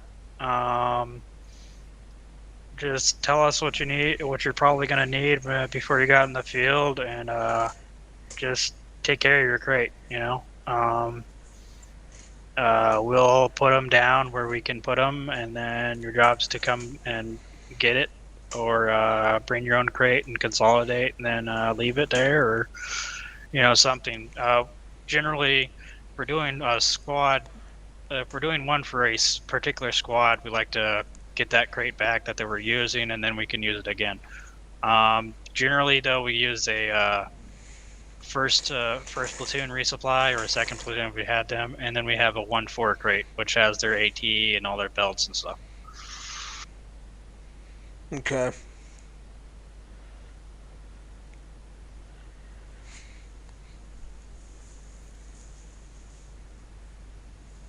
Okay, server's back up.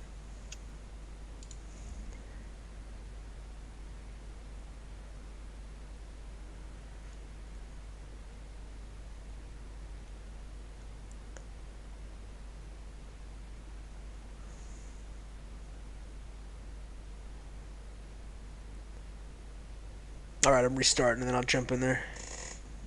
Copy that.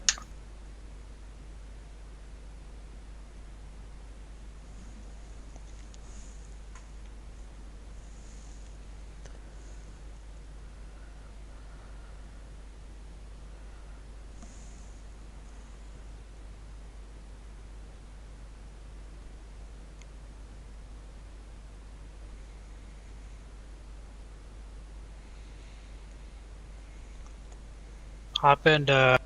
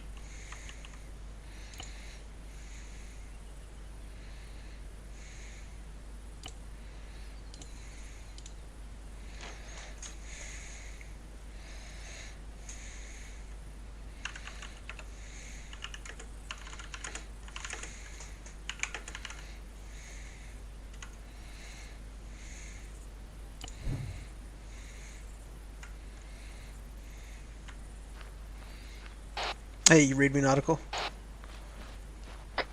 Yep, range 3 AT launcher. Okay.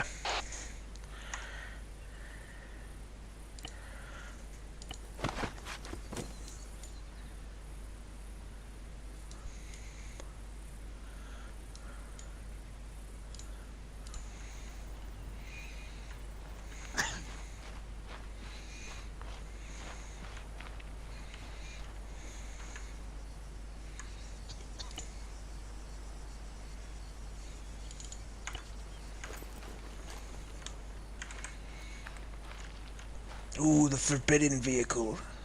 I know, I drive it around here just because I gotta get used to it, bro, once I get my phantom perms, man. I know, right?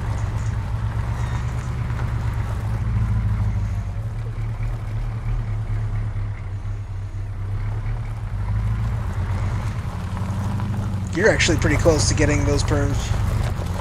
Yeah, I'm waiting for the attack beat. And I want 6 to be done. Okay, so if you open up your thing as an engineer, go to backpacks, you should be able to get a carry-all. Okay. Or not a carry-all, the mechanics backpack. Oh, I see. Okay. What you want to do is put your always put your radio backpack in the truck. Okay. And then get the mechanical backpack. That way, you have your radio there. The trucks can use their own radios, but you have it on you in case you gotta like bug out or have to leave the Vic or whatever the hell happens. Okay. But the Mechanica backpack gives you a lot more room to place mines with. Oh, okay. So, like, when you leave the base, you can, under the FOB, the fob, you can just throw a mechanic backpack in the Vic. Yeah. And then roll out with your regular backpack, and then switch when you want to lay these mines out. Yeah. Okay. Or you could even put one on your chest and walk with the other one. But I Oh, generally okay. don't like that because it's a lot slower. Okay.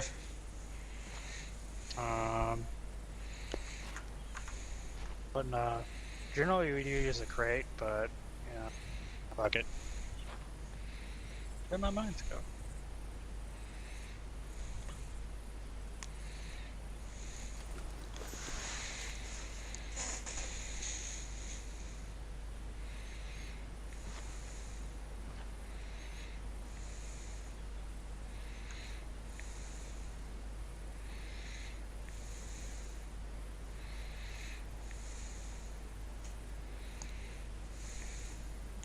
Oh, we also use slams.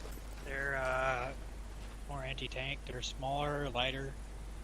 Not going to do as much damage though. Okay.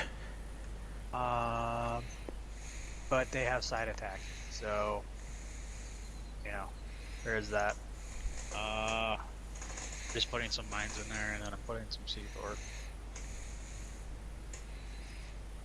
Do you want me to help you arm it? You can grab some 4 sticks.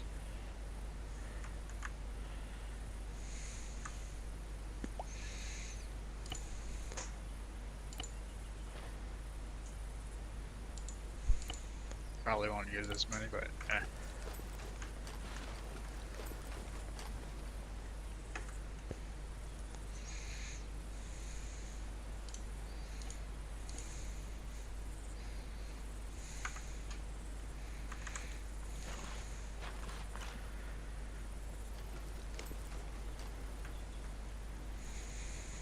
Make a big boom.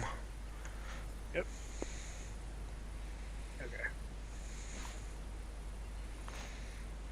And the toolkit, is that what you use to disarm this shit?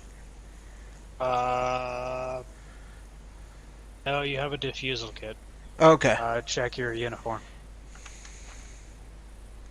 Oh, I see it right here. It's just multi-tool. Okay. Yep. Hop in.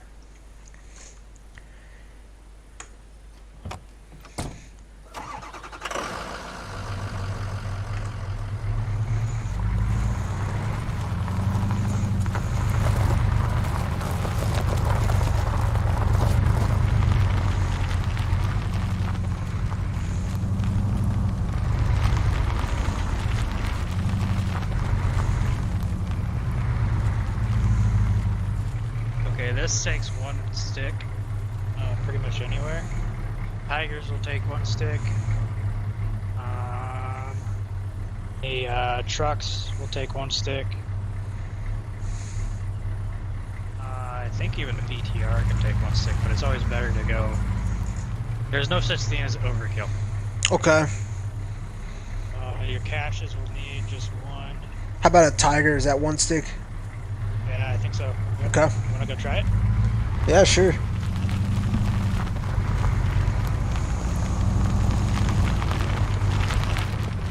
What kind of range do you have on this M57? I have never actually tested it. It's been fine to as far as I need it to be. Okay, cool. So it works just like a mine. Okay, so just ace in or wheel up on the ground. Ace interact onto it, and then you can actually place it onto the vehicle. It'll be in your explosives.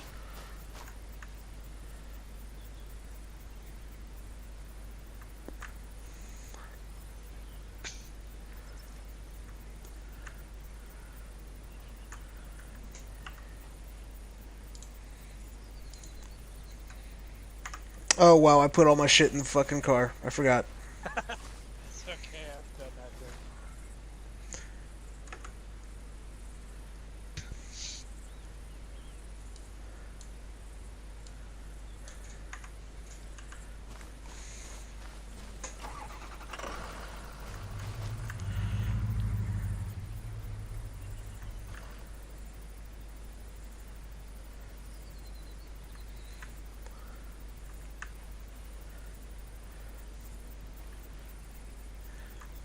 Wait, so I just go to I just place it, right? Or am I actually attaching it to the vehicle? You can attach it to the Vic. It's gonna be more effective that way. I have attach as an option on the VIC, but it says no.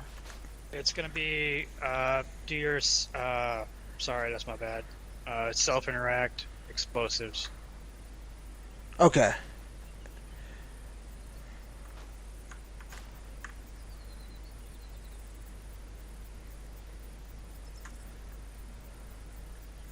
Oh, I see. And then I go up to it and attach it. I got you. Yep.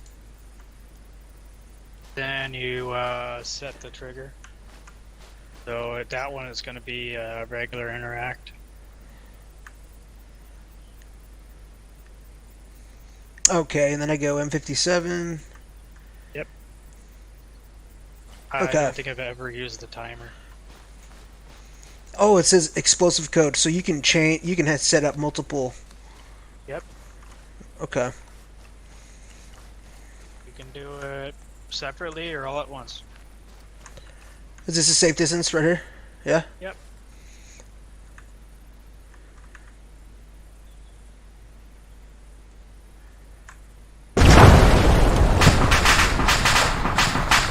Nice.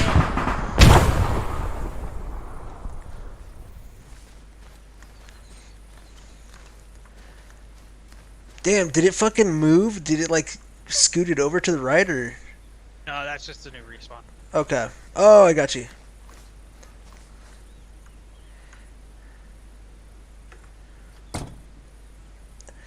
Very cool. Do you ever set up like remote ambushes then, like on MSRs and roads and shit? No, that's not our job. Okay.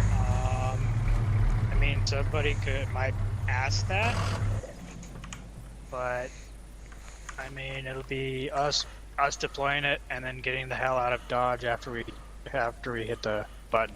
Okay. I can't remember at the top of my head, but I think this can do one stick to the ass. Oh, nice. Okay, let's try it. Or one stick to the side.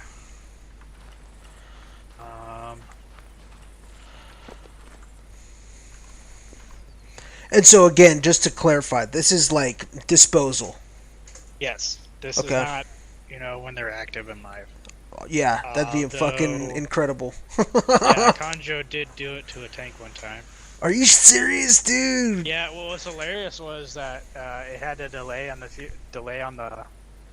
he hit the button, but it delayed, so he's like running back to it to try and do it again, and then he gets blown up. Shit. 5 guys trying to save him and shit. I was like, Dude. Okay, should we try one on the ass or one on the side? What do you think? Try for the side on this one.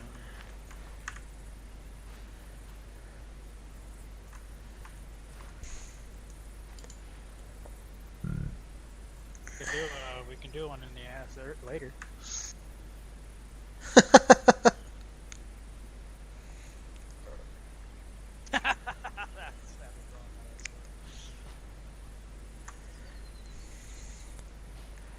Alright, she's armed.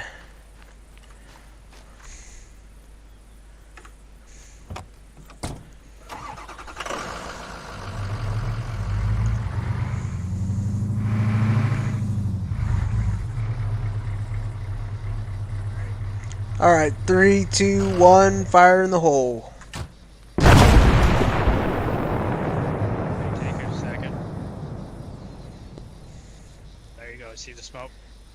Okay, yep.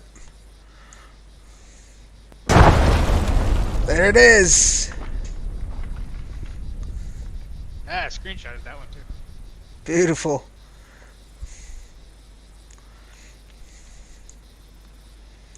Hell yeah. Okay, so what This is a cool job. I mean, I had no idea that this goes on too. Yeah, it's not. I think part of it is people don't use us as much as they should. They just see us as logistics people. But then we kind of gotta remind them, hey, we're good. We can do this shit. Okay. I mean, the amount of times I've seen a supposedly inactive Vic get people pile in it and use it against us. I'm like, seriously, guys, you're not gonna waste AT on it, let us do it at least. Yeah, that's a good point.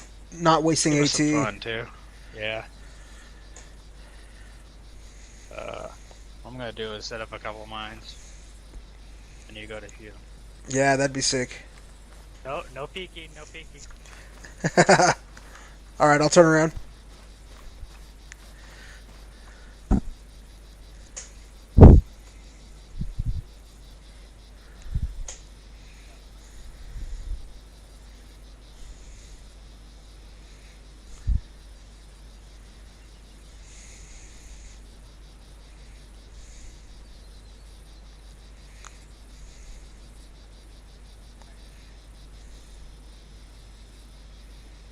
Here, I'm turned around, so let me know when you're ready. Okay.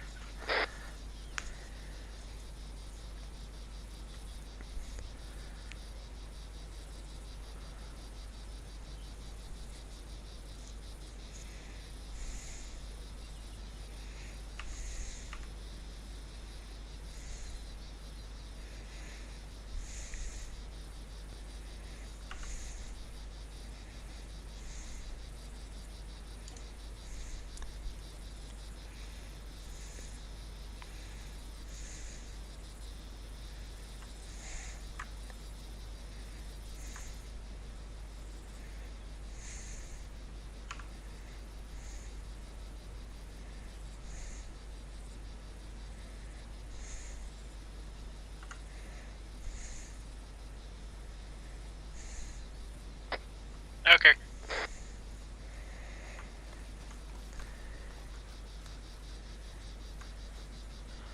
Alright, are they like past the fucking that APC? Yeah. Okay. I've got the mine detector out. Very towards the front. Okay. Mine detector may not work, so you're gonna have to use your eyes. Okay. That'll be great. That'll be funny how that works out. Well, if you got your grass turned off, you'd be good. Oh, that's right. I forgot.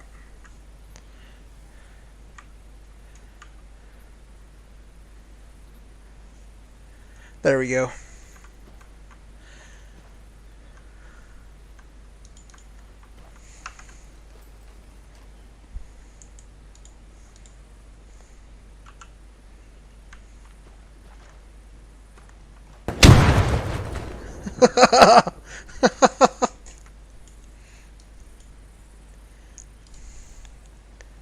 That took me out too. I totally saw it. Damn. I totally saw it, but I guess I was too close already. Yeah. And I guess it didn't pop up on the screen, on the mine detector screen. Yeah. No worries. But I guess it would have, right? In normal circumstances, then. Yeah, I would have. Yeah. For some reason, they don't pop up on here. Okay. Maybe it's because a friendly set them or something. I don't know. Oh, that would make sense. Okay.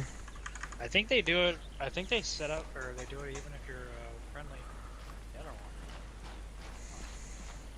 That's weird. Yeah, I thought we don't get those red triangles. That might just be vanilla. I think those are set, or those are turned off. But we do Okay. get the beeps and everything. And then if you hit the T key while you're looking at it, it will show up. It will stop beeping on you.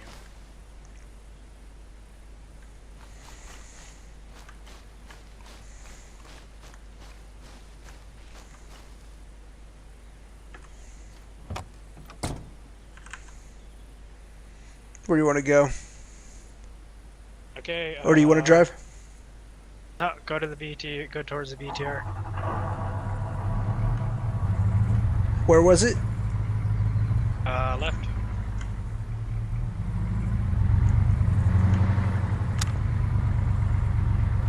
Oh, sweet. You can shoot out of this.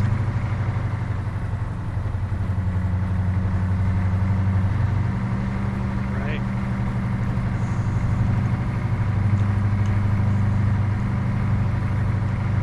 I see where we're at. Okay.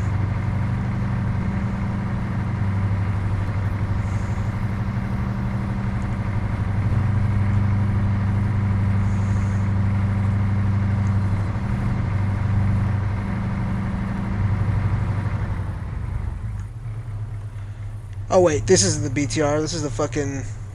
Yeah. Artillery.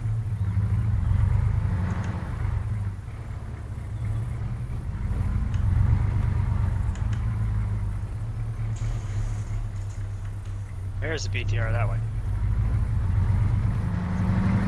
And now, know where the mine is clear. The mine's clear. Right. Okay. Couldn't see shit.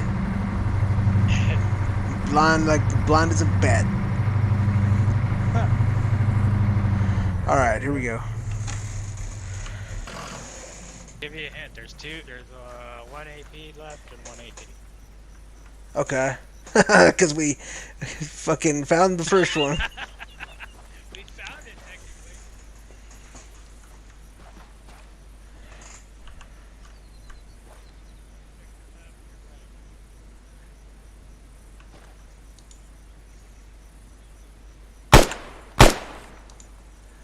Want to kill that? Will that rabbit trigger them? Nope. Okay, cool. Well, he's dead now, so he definitely isn't. Yeah, they're server side only, or they're client side only. Okay, I see one right here. Oh, but I don't have my mine detector anyway. But it doesn't work. Yeah. So it's gonna move up to it and crawl. okay. Crawl up to it.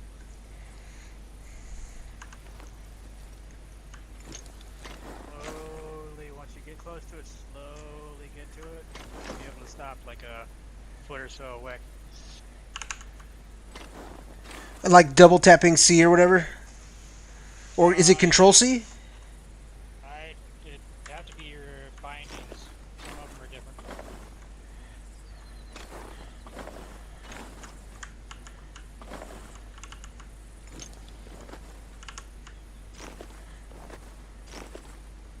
It's so fucking nerve-wracking, bro. Dude. Do I ace interact with it? Yep. Ace, and they go diffuse.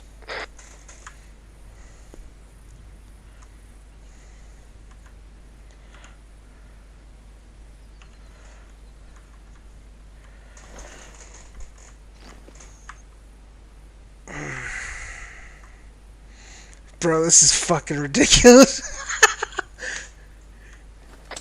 What's up? Oh my god.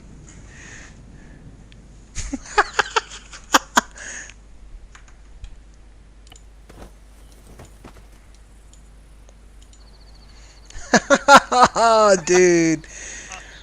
Did that kill you again? Yep. Damn. I heard the click and I knew I got too close. Yep. So,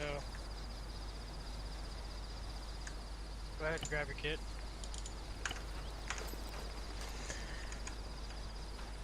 Dude, that is by far the most terrifying thing I've done yet in this fucking game.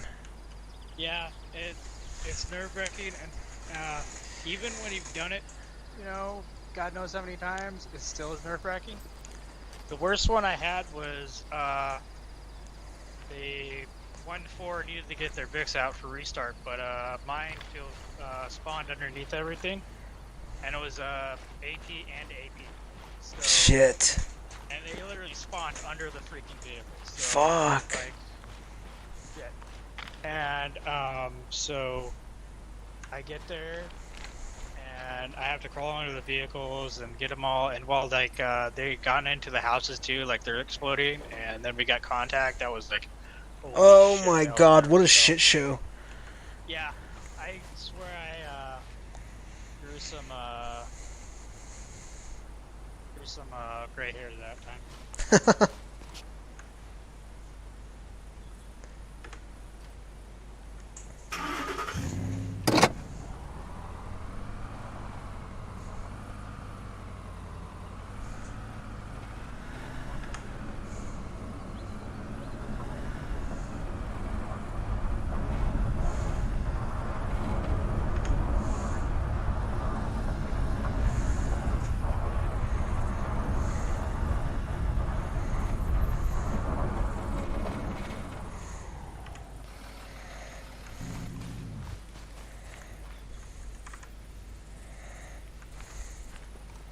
Okay.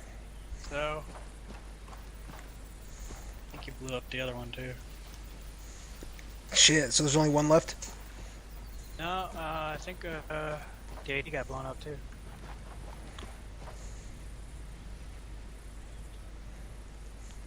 That's a big splash range. That was is that AP? That second one? Yep, that was an AP. Okay.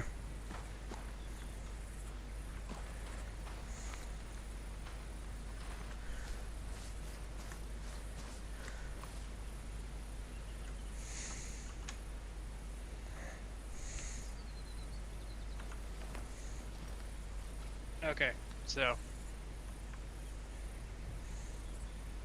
Yeah. Oh, there you are. Okay,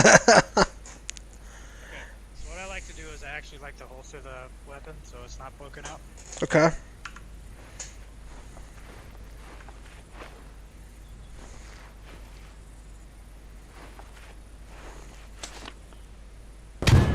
Oh shit. Oh.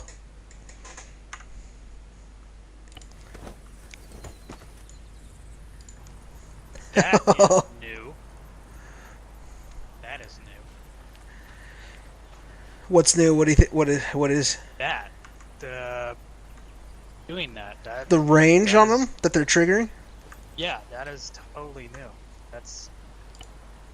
Never seen that ever. Yeah, I couldn't get close enough to Ace Interact.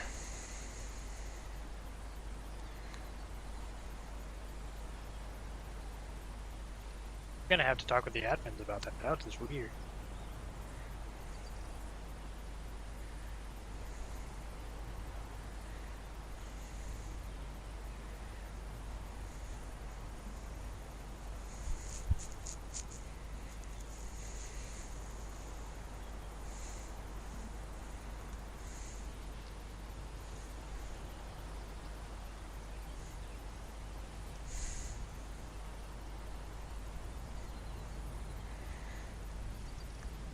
Well, so if it was working, it's gonna pop up in what is this like subcategory in Ace Interact? It's literally gonna be it's gonna be your regular, your Windows key, and go onto it, and then hit the, it'll have diffuse. So Okay. I'll do is Okay. Try the AT mine. The AT Okay. mine shouldn't work like that. That is bizarre. Oh, that was an AT. No, that was an AD. The AT should not work like that. So what I'll do is Like, can an infantry not trigger an AT mine? They can, yeah. Oh, okay. Which I don't. The damage radius is just a lot smaller, or what? Yeah, I don't know why they can, but they do. So. Is the inverse also true? Like a vehicle can trigger AP? Yes, but it's not gonna really mess with them. Okay. I mean, it could potentially, like with a soft top or something, but yeah, it's not gonna be as workable.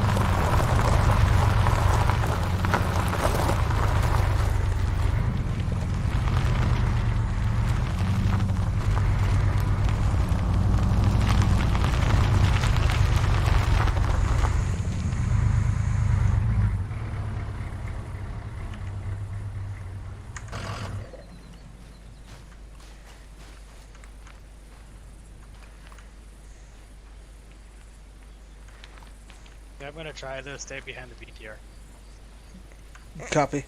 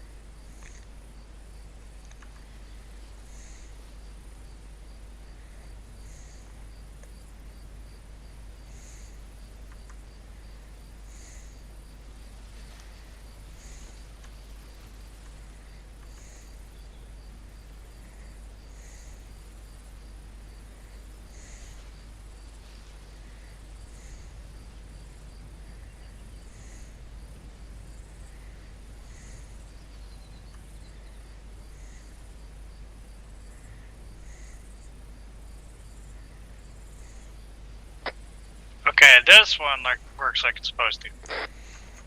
Dude, I'm not gonna lie. That's one of the sexiest fucking things I've ever seen, dude. That's fucking crazy, man. Yeah. If I see that shit happening, like in the real lib server, dude, oh, that's sick. Alrighty, it's yours to go to mine. Or go to yours. Okay, so there's another one out there? Yeah, it should not do what it did before. Okay, cool.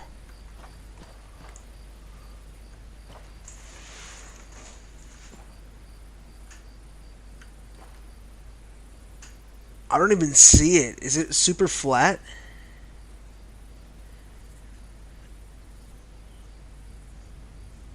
What does it fucking look like? Is it the same one as last time? No, it's an AT. Is it like flat? It's flat and round? Okay. Yep.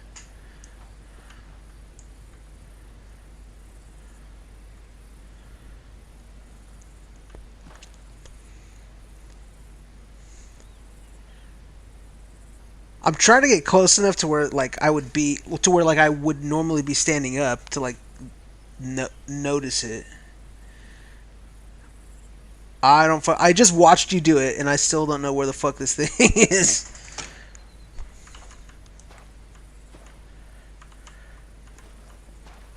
That's interesting.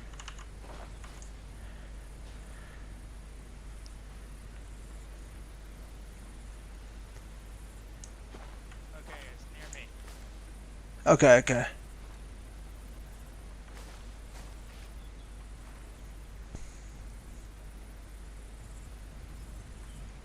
In the sand.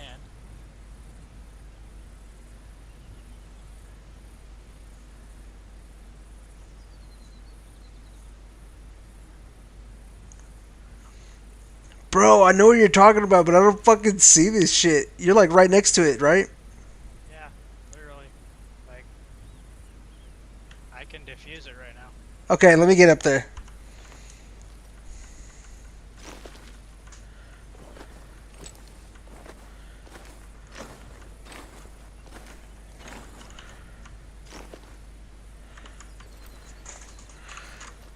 Oh yeah, you said put away your gun.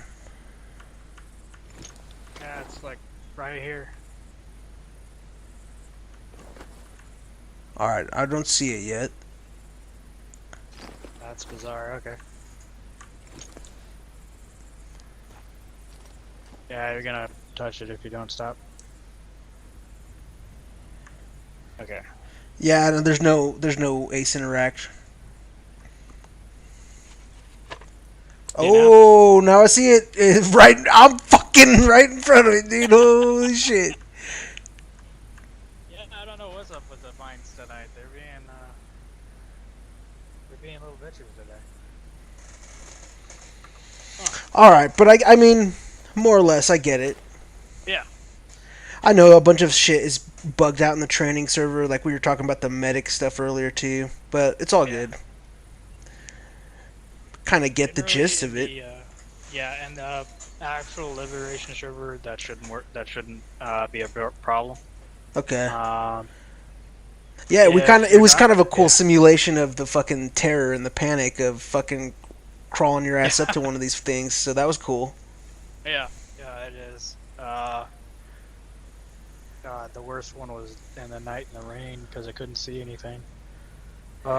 What kind of broadcasts do you? I don't mean like I mean what kind of broadcasts do you normally see in a minefield? Like the distance between each mine, like how does that vary or? You know, I've never actually measured it. I've just been so focused on getting these fuckers out and done. Yeah. I don't know. A good point. Yeah, I mean, that night I had to just totally rely on my mind detector, and that was just. That's terrifying. fucking, dude. I can't even. That's the ultimate, dude. That's a really cool fucking thing that I'm glad this server can, provide. Yeah, all right. That's a cool LARP. That's a cool role play right there. Yeah. So you were running like obviously NVGs or what, or a flashlight? NVGs. Okay. I mean, the flashlight is absolutely necessary because sometimes it gets so dark where the NVGs aren't good. Then you just turn your light on and you'll be able to see better. And the There is fucking no, like- the turning the terrain off is absolutely a necessity. Yeah. Oh yeah. Yeah, I don't even know how people do it. I mean, I guess they'd have to trust their mine detectors even more, but I'm like, I like every advantage I can get. You know? Yeah, for real. It's already hard enough, and I'm already, like, out in the middle of nowhere with one other guy. I don't want to die. Honestly, man, there should be a mine detector, like, for each squad, I feel like, man. Like, just to give them a chance. Yeah, that's been put forward before, but then they're like, no, it's gonna mess with the immersion or whatever. My thing is, give, like, a small one to the medic or something.